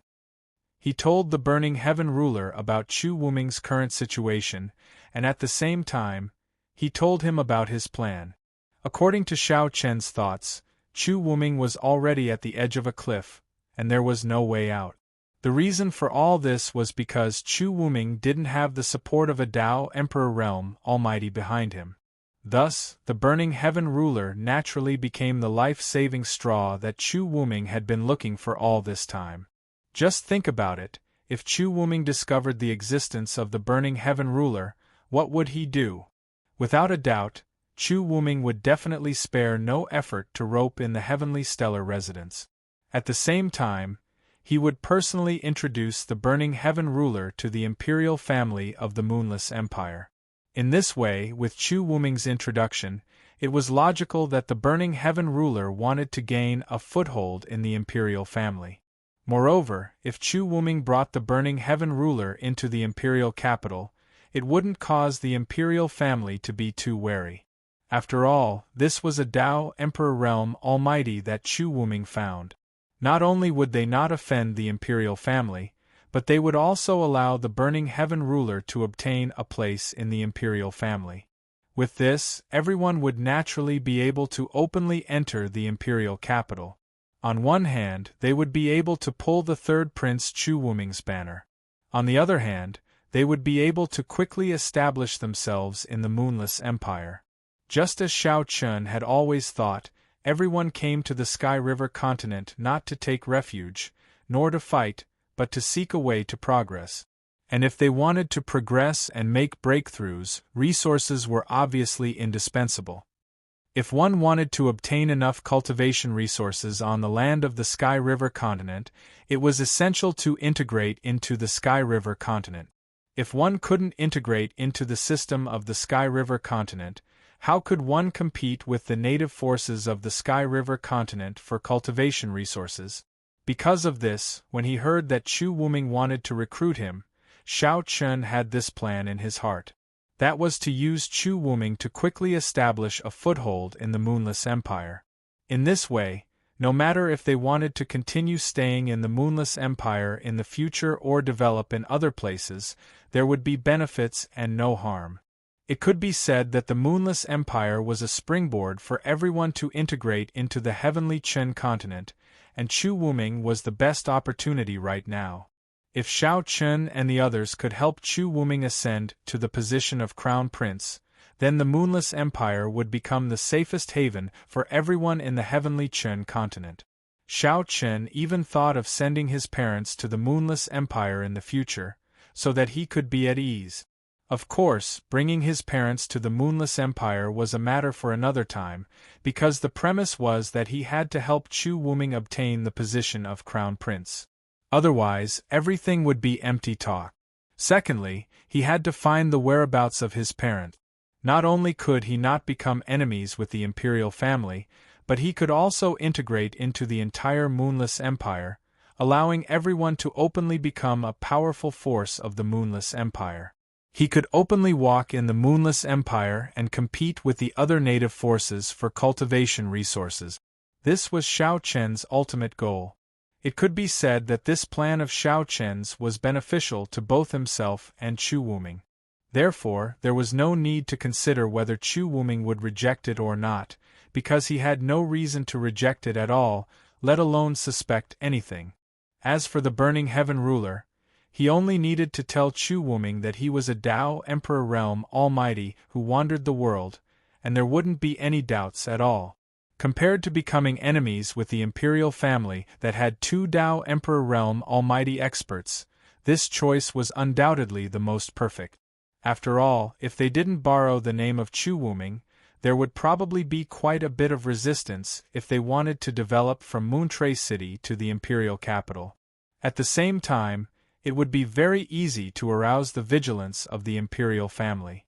After all, the sudden appearance of an unfamiliar Tao Emperor Realm Almighty expert in the Moonless Empire was obviously a major matter, and once the imperial family felt that Shao Chun and the others were a threat, they would definitely make a move to encircle and annihilate Shao Chun and the others. At that time, even if the Burning Heaven Ruler was present, the imperial family still had two Tao Emperor Realm Almighty experts. Once the imperial family made a move, the outcome of everyone was obvious. Even if they weren't completely annihilated, they would definitely suffer heavy casualties. In this way, it would obviously go against their original intention of coming to the Sky River continent. After listening to Xiao Chen's plan, the Burning Heaven ruler exhorted for a moment, and after a long while, he said to Xiao Chen, "Chener, your idea is indeed good, but have you ever thought about what we'll do if Chu Wuming fails in the end? As a member of Chu Wuming, if he fails, the other two princes won't let us off easily. Uncle Tian, since ancient times, riches and honor are sought from danger. Since we want to smoothly enter the imperial capital and openly become a tyrant in the imperial capital, how can we not bear some risk? Compared to the risks, our gains are obviously greater, right?" Xiao Chen replied when he heard the Burning Heaven ruler's words. Riches and honor are sought from danger. If you want to obtain benefits, you naturally have to bear risk. This was certain. Where in the world would such a good thing exist if you were unwilling to bear risks and wanted to obtain benefits? Following Xiao Chen's words, the Burning Heaven ruler nodded slightly, and then he finally nodded and agreed. "All right, we'll do as Chener says." In the end, he agreed with Xiao Chen's plan. Xiao Chen smiled when he heard that. Obviously, he'd expected the Burning Heaven ruler's answer. In the end, Xiao Chen spoke once more. "Since Uncle Tian has agreed, then we'll need Uncle Tian to put on a show when Chu Wuming personally comes tomorrow." "All right, tell me, what should I do tomorrow?" "It's very simple. Let Chu Wuming witness our strength with his own eyes. When he comes tomorrow, not only do we not have to hide anything, we have to intentionally display our strength. In addition, when Chu Wuming comes tomorrow, there'll definitely be experts protecting him. Although Chu Wuming is unable to see through Uncle Tian's cultivation with his current cultivation, Uncle Tian can slightly emanate your aura and let the people by his side sense that Uncle Tian is an almighty Tao Emperor. In this way, Chu Wuming will naturally take the initiative to come look for us," said Xiao Chen. 27th Update, please bookmark, please recommend.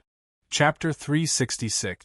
After discussing the details of tomorrow's plan with the Burning Heaven ruler, the Burning Heaven ruler even called over Zhang Qi and Xikong Ming, the two Tao sovereigns, for the four of them to discuss together. After confirming the plan of using Chu Wuming to enter the imperial city, after a night of discussion, they decided on what to do after Chu Wuming personally paid them a visit. After finalizing all the details, the sky was already bright.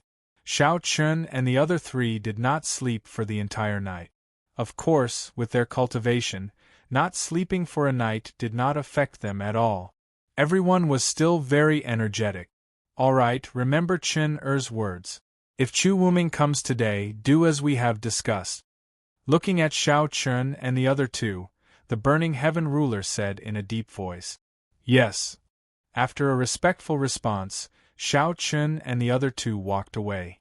After returning to his room and washing up, Xiao Chen began to cultivate, silently waiting for Chu Wuming's arrival. Yesterday at the Illusory Moon Pavilion, they had already said that they would personally pay a visit. At noon, from the Illusory Moon Pavilion, a luxurious carriage specially used by the imperial family slowly came out, heading towards Moon Trace City. This carriage was extremely graceful and luxurious. It was entirely golden, and at the top of the carriage, there were 4 lifelike flood dragons roaring towards the sky. At the same time, the horses pulling this carriage were not ordinary horses, but 4 dragon horses with black scales all over their bodies and legs.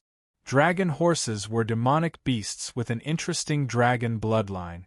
These 4 batches of dragon horses were all reared by the imperial family, and were extremely precious.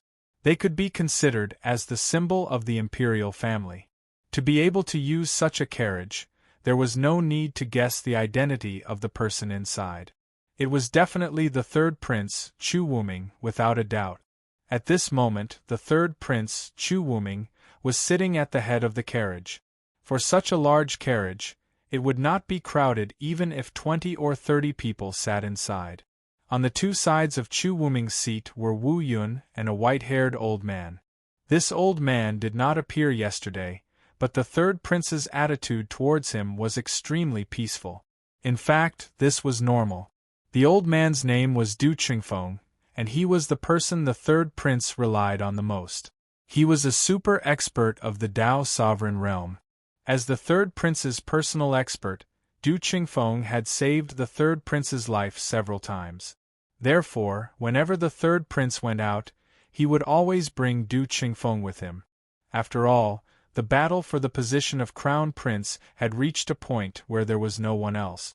Chu Wuming's two elder brothers were not incapable of assassinating others. Therefore, Chu Wuming obviously placed great importance on his own safety. Of course, his two elder brothers were the same. If given the chance, Chu Wuming would also mercilessly exterminate his two elder brothers. Chu Wuming was naturally heading towards the heavenly stellar residence as they hurried towards Moontrace City. On the way, Chu Wuming looked at Du Qingfeng, whose eyes were slightly closed, and said in a peaceful tone, "Elder Du doesn't seem to be too interested in the heavenly stellar residence. Your Highness must be joking. Since there is such a young demonic existence in the heavenly stellar residence that your Highness is so concerned about, it should also have some foundation. However, this old man's thoughts are not as thorough as your Highness. In this old man's heart, I only want to protect your Highness' safety. As for the rest, this old man naturally does not care too much."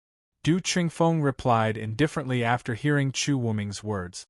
Hearing Du Qingfeng's words, Chu Wuming smiled and said, "Elder Du is right. If not for Elder Du by my side, how could I still exist in this world today?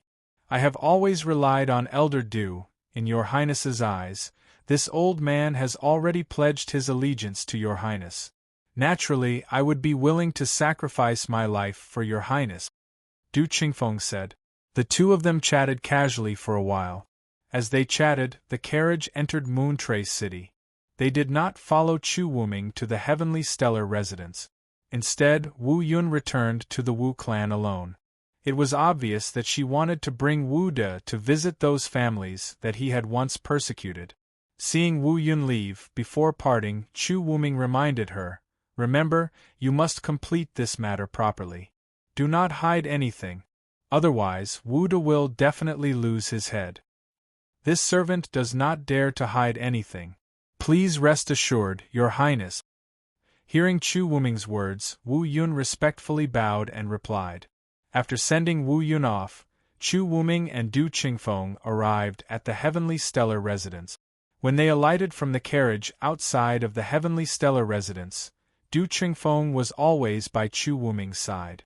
Seeing Chu Wuming appear, one of the two Dao transformation realm cultivators guarding outside the heavenly stellar residence immediately stepped forward and asked, "Who are you?"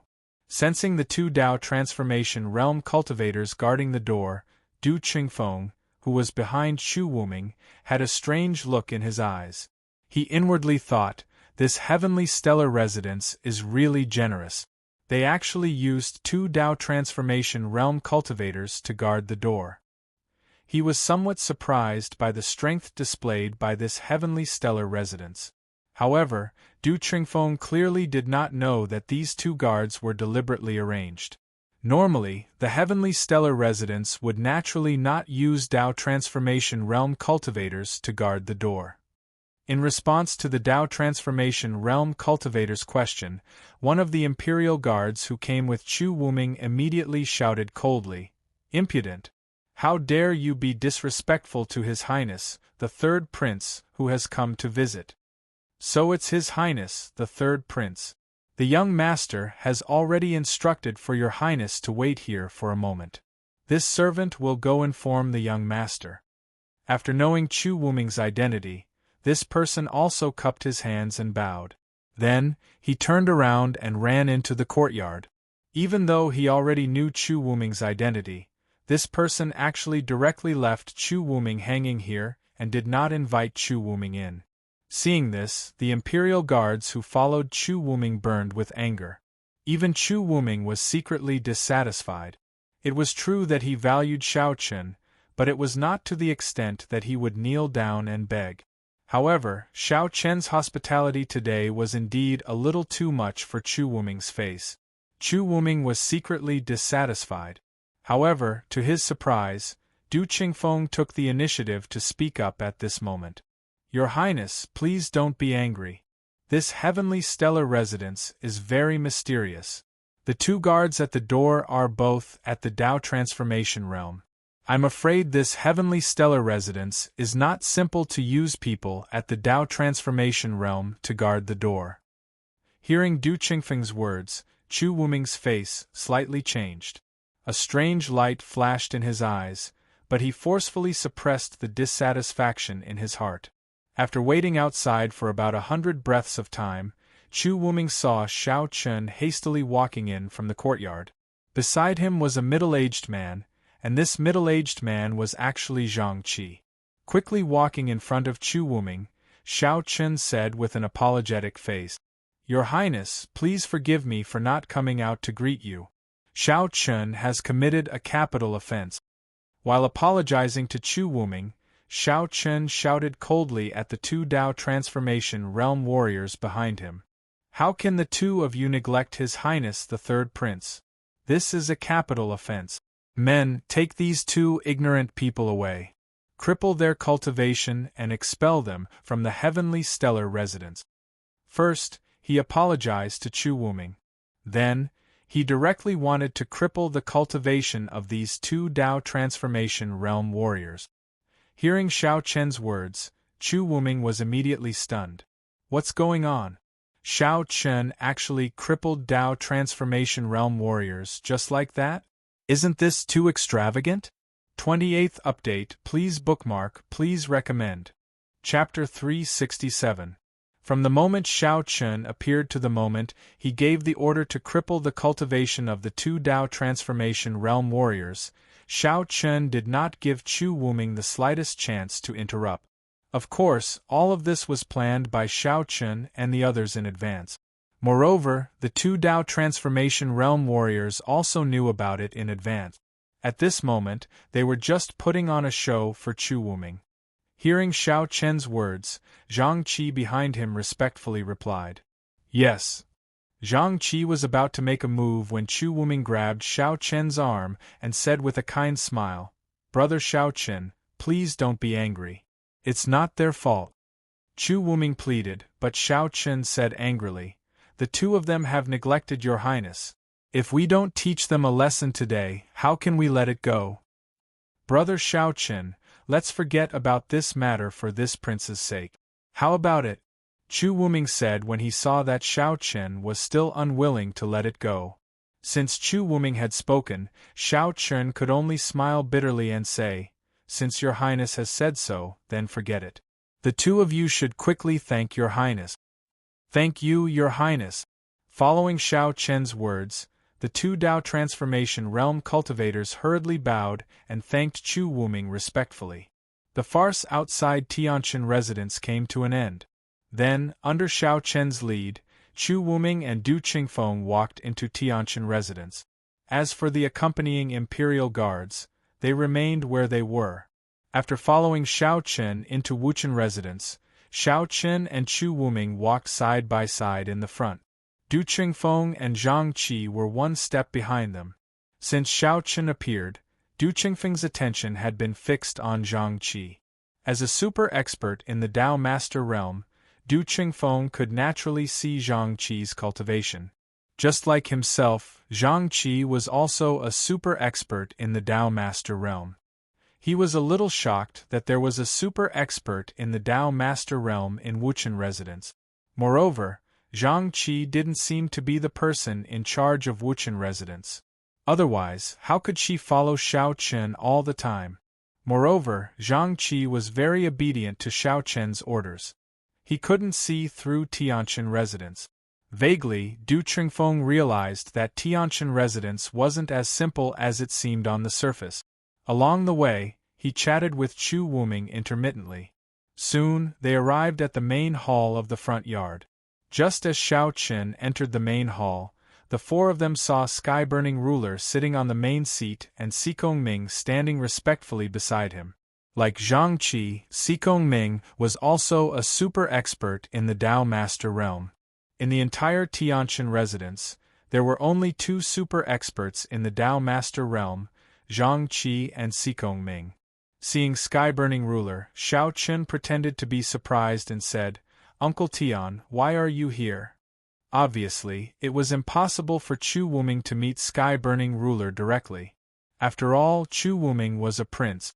How could he take the initiative to greet someone without knowing who Sky-Burning Ruler was? Therefore, Xiao Chen and the others had a coincidental encounter. Hearing Xiao Chen's words, Sky-Burning Ruler also said in a calm voice, "Oh, it's Chen. I didn't know Uncle was here. I have a friend here, so I won't disturb Uncle.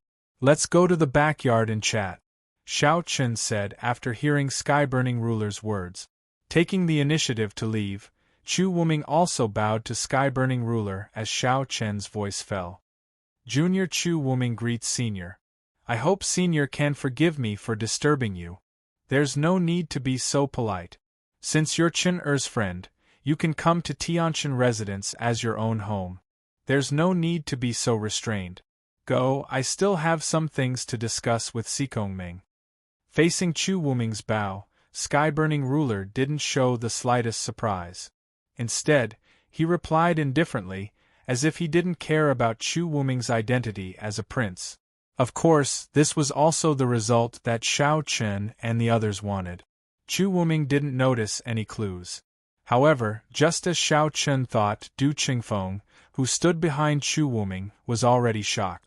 Although Du Qingfeng tried his best to conceal the fluctuation of emotions in his heart, the shock in his heart could still be clearly seen from his eyes. However, Chu Wuming didn't notice it, so he didn't notice it. According to Xiao Chen's plan, Sky-Burning Ruler had already quietly emitted a trace of his aura for Du Qingfeng to sense.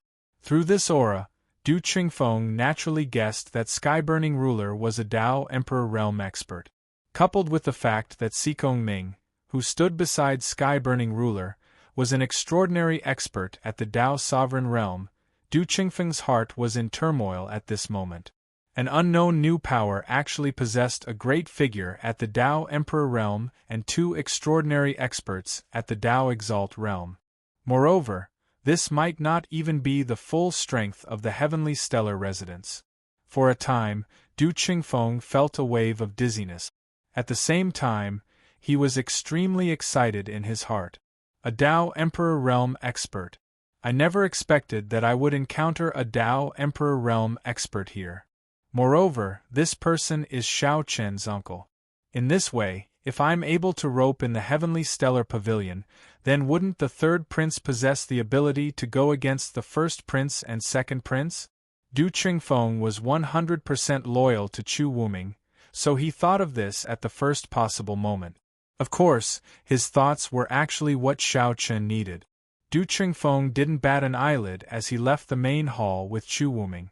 All along the way, Xiao Chen didn't pay any attention to Du Qingfeng. Since he'd achieved his objective, he brought Chu Wuming to the rear courtyard, and the two of them sat down in the courtyard. They seemed to be chatting happily, but such chatting didn't continue for long. Because Du Qingfeng was constantly giving Chu Wuming meaningful glances, as if he was urging him to leave quickly. It was precisely because of Du Qingfeng's constant urging that Chu Wuming only stayed for less than an hour before Chu Wuming bid his farewells and left. He personally escorted Chu Wuming onto the carriage, and then Chu Wuming left in the carriage under the protection of a group of imperial guards.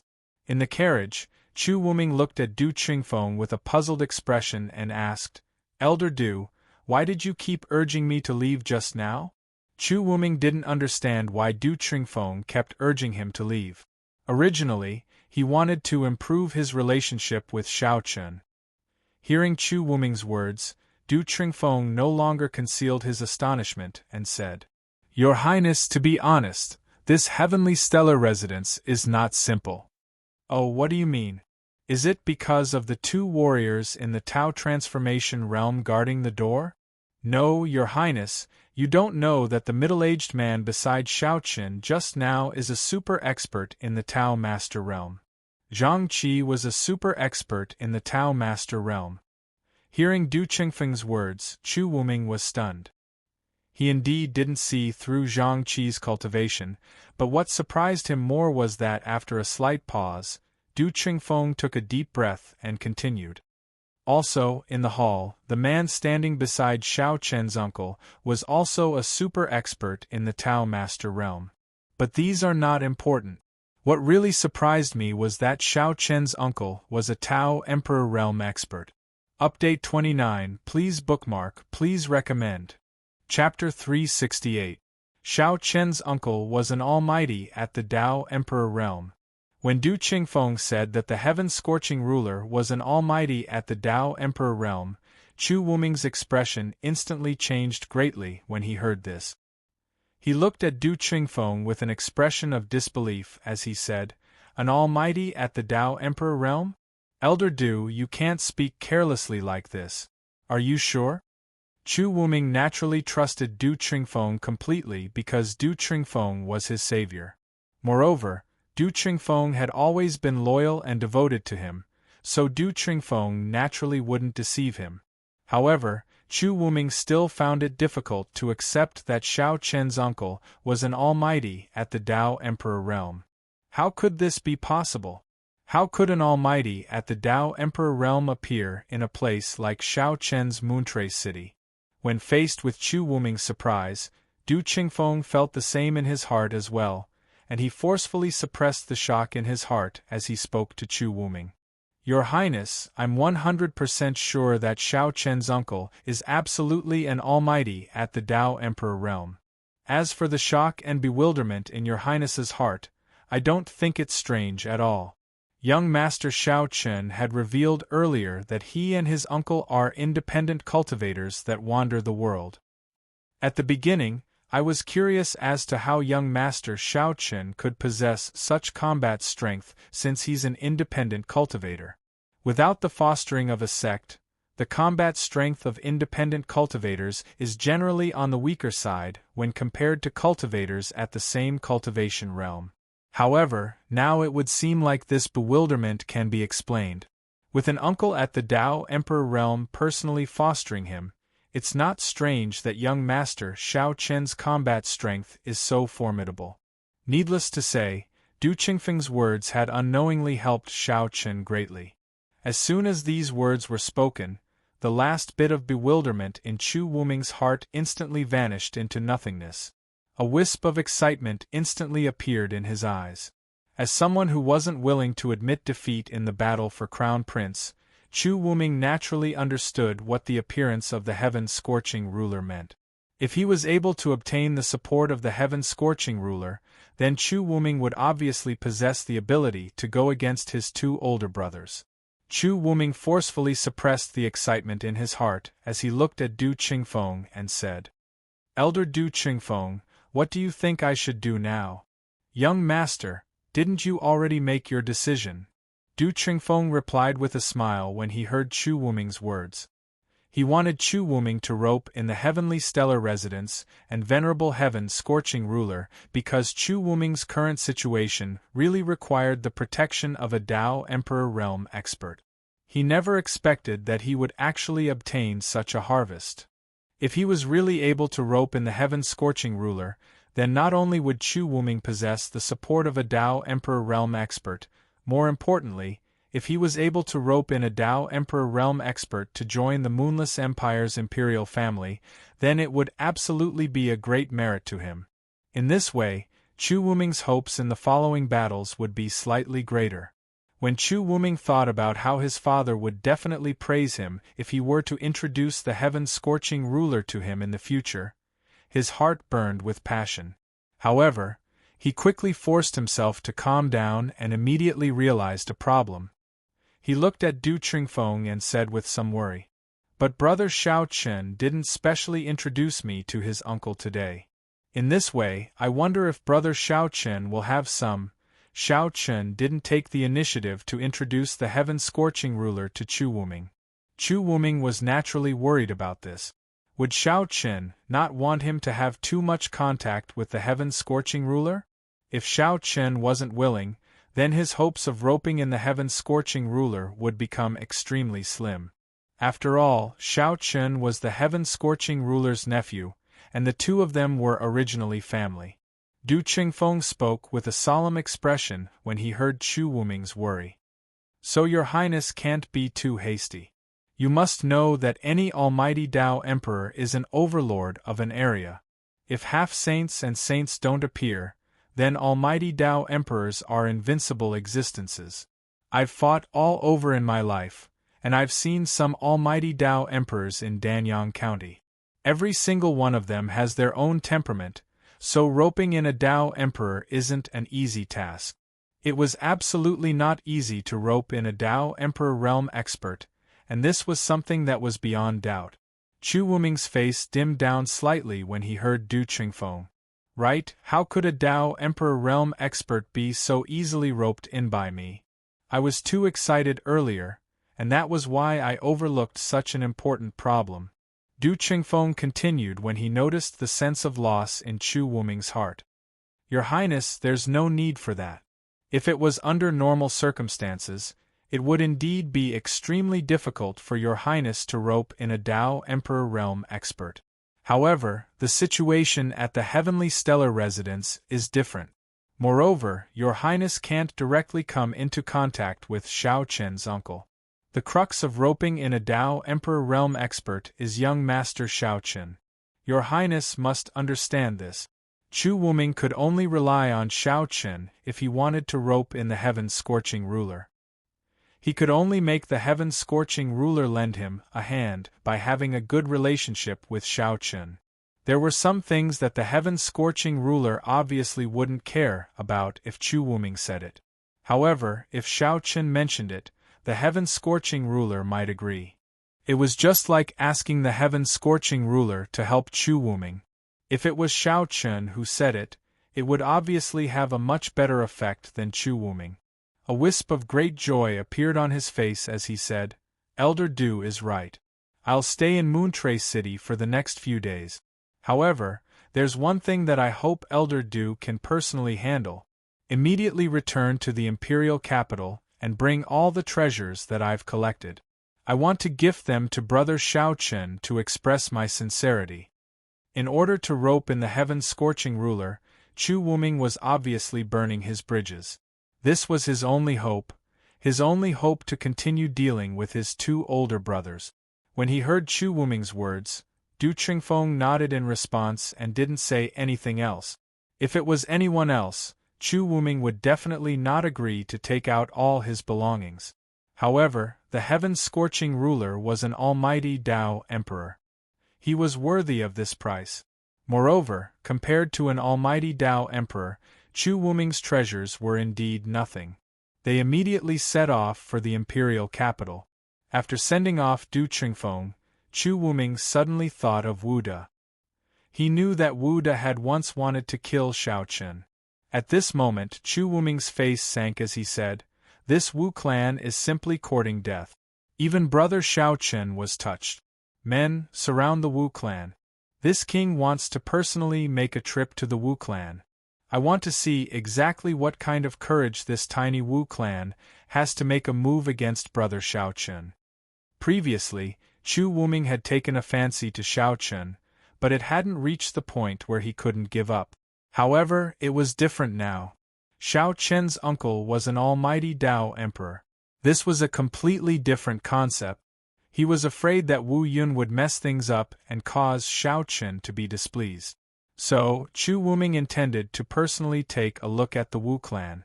If Wu Yun was unable to satisfy Shao Chen, then Chu Wuming would absolutely not hesitate to annihilate the entire Wu clan in order to curry favor with Shao Chen. It wasn't an exaggeration to say that the current Shao Chen was sufficient to make Chu Wuming pay any price besides his life. No matter what, Chu Wuming had to obtain Shao Chen and obtain the support of the Heavenly Stellar Residence. Chapter 369. Chu Wuming's sudden arrival startled everyone in the Wu family. It wasn't an exaggeration to say that the Wu family's biggest backer was Chu Wuming. If it weren't for Chu Wuming, the Wu family wouldn't have been able to develop into the number one family in Moontrace City. Seated at the head of the hall, Chu Wuming swept an ice-cold glance at the Wu family members below. The one leading the group was naturally the Wu family head, who was also Wu Yun and Wu Da's father. Your Wu family is truly audacious. You even dared to offend my blood brother, especially that Wu Da. He actually wanted to kill brother Shao Chen. Even 1,000 deaths wouldn't be enough to appease the anger in my heart. Chu Wuming said coldly as he looked at the Wu family members. He had already described Shao Chen as his blood brother. Upon hearing this, the Wu family head immediately knelt before Chu Wuming and said with a face full of horror, "Your Highness, please calm down. It's all because of that unfilial son of mine. Besides, we didn't know that young Master Shao Chen was acquainted with your Highness." We, the Wu family head, could already tell that Chu Wuming was furious. In fact, he had even sensed a terrifying killing intent from Chu Wuming's eyes. It seemed that Chu Wuming had already thought of annihilating the Wu family. One had to admit that the Wu family head's intuition was very accurate. For a moment, Chu Wuming had indeed thought of annihilating the Wu family to curry favor with Shao Chen. However, due to Wu Yun's existence, Chu Wuming hesitated. In addition, Shao Chen had already given Wu Da a chance. As such, there was no need to annihilate the Wu family. Of course, if Wu Da couldn't fulfill Shao Chen's request, he would definitely die and even the Wu family would be buried with him. In order to rope in Shao Chen, a mere Wu family wasn't worth mentioning. It didn't matter if they were annihilated. Wu Yun had already brought Wu Da to those families that had been persecuted by Chu Wuming. When he saw the terrified Wu family members, Chu Wuming stood up and coldly left behind a sentence before leaving. "Tell Wu Yun and that reckless Wu Da that if they are unable to fulfill brother Shao Chen's request, then Wu Da should directly kill himself. Otherwise, if I personally take action, it will not be so simple." Chu Wuming did not wait for the Wu family to reply. He left the Wu family under the protection of a group of imperial guards. That night, when Wu Yun returned to the Wu family, her father told her the truth about Chu Wuming's visit. Hearing this, Wu Yun smiled bitterly. She knew that the Wu family had no other way out. She had to get Wu Da to obtain everyone's forgiveness. In the next few days, Chu Wuming stayed in the Moon Trace City's City Lord's mansion. Furthermore, Chu Wuming would take the initiative to invite Shao Chen every day. They would either tour the beautiful scenery of the Mirage Moon Plains together or drink to their heart's content. Chu Wuming's attitude towards Shao Chen could be said to be extremely cordial. He didn't have the slightest bit of arrogance as a prince of the imperial family. 5 days passed. On this day, Shao Chen and Chu Wuming were galloping on the Mirage Moon Plains as usual. The two of them rode on tall and strong dragon horses, running side by side on the boundless Mirage Moon Plains. Behind them were a group of imperial guards, as well as Du Qingfeng and Zhang Qi. In these 5 days, Du Qingfeng had also successfully returned from the imperial capital. He had also brought back the things that Chu Wuming needed. After galloping for a while, they arrived at a small stream. Shao Chen and Du Qingfeng slowed down at the same time. With a clear laugh, Chu Wuming took the lead and said, "Haha, brother Shao, no wonder people say that even if cultivators can fly, the feeling of galloping on a horse is always the best. These few days, I have been galloping on the Mirage Moon Plains with brother Shao. I am deeply moved. That's because your Highness' dragon horse is strong. If it were a normal horse, it would naturally not be able to achieve this." Hearing Chu Wuming's words, Shao Chen smiled and replied, "Brother Shao, you flatter me. Today, I have some things to give to you. I hope that brother Shao will not refuse." Du Qingfeng had already brought the treasures that Chu Wuming had collected. Chu Wuming did not hesitate and directly handed a storage ring to Shao Chen. He had already expected that Chu Wuming would definitely give him something. After some hesitation, Shao Chen took the storage ring that Chu Wuming handed over. After casually checking it, Shao Chen was secretly delighted. Chu Wuming was really generous. Not to mention other things, there were no less than 50 illusionary moon fruits in this storage ring. These were clearly Chu Wuming's treasures. Now that he had taken all of them out and given them to Xiao Chen, it was clear that Chu Wuming was sincere. Seeing that Xiao Chen kept the storage ring, Chu Wuming also spoke in a timely manner. Brother Xiao, to be honest, there are some things that I have always wanted to say to you. However, I never had the chance. Your Highness, please feel free to speak. Upon hearing Chu Wuming's words, Xiao Chen replied. Finally, it was time for him to lay his cards on the table. As soon as Xiao Chen finished speaking, Chu Wuming immediately dismounted from his horse and knelt on one knee before Xiao Chen with an extremely serious expression. Brother, you know my current situation.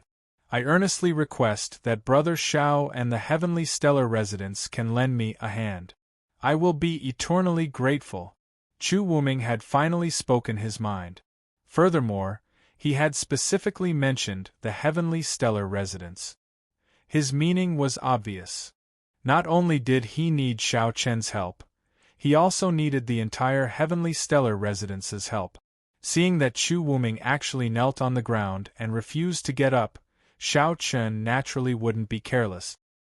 He hurriedly dismounted from his horse and helped Chu Wuming up. He pretended to be shocked and said, "Your Highness, what are you doing?" Facing Xiao Chen's support, Chu Wuming stubbornly said, "Brother Xiao, please promise me. Otherwise, I would rather kneel for a long time." Everything was developing according to Xiao Chen's plan. At this moment, Chu Wuming had taken the initiative to lay his cards on the table and even offered such a generous gift. Xiao Chen naturally wouldn't refuse, but on the surface, Xiao Chen still didn't immediately agree. He only told Chu Wuming that he still had to go back and ask his uncle. He would only give Chu Wuming an answer tomorrow. Xiao Chen stayed with Chu Wuming until dusk. When night fell, Xiao Chen brought Zhang Qi back to the Heavenly Stellar Residence. As soon as they entered the Heavenly Stellar Residence, Xiao Chen said to Zhang Qi, "Senior, go to the City Lord's residence in 2 hours to find the third prince. Tell him that uncle has already agreed. Ask him when he will be heading to the imperial capital." Hearing Xiao Chen's words, Zhang Qi nodded in response. That night, when Zhang Qi told Chu Wuming this news, Chu Wuming was practically dancing with joy. He happily replied to Zhang Qi and said that he would definitely personally pay a visit tomorrow to discuss the matter of heading to the imperial capital. After sending Zhang Qi off, Chu Wuming could no longer contain the excitement in his heart. He looked at Du Tringfeng and said excitedly, "Elder Du Tringfeng, I succeeded. Elder Du, I've succeeded. Xiao Chen's uncle has finally agreed to help me." As a prince, Chu Wuming had never lost his composure like this since he was young. However, Du Tringfeng could understand this. After all, obtaining the support of the Heavenly Stellar Residence was far too important to Chu Wuming. Looking at Chu Wuming, Du Tringfeng smiled faintly and said, "Since the Heavenly Stellar Residence has already agreed, Your Highness should return to the imperial capital as soon as possible. Your Highness has indeed wasted too much time in Moontrace City. The imperial capital still needs Your Highness to hold the fort." Begging for collection, begging for monthly votes, begging for recommendations. You're tuning in to the Phoenix Knights YouTube channel. Don't forget to subscribe and join us on this journey to catch the most captivating stories.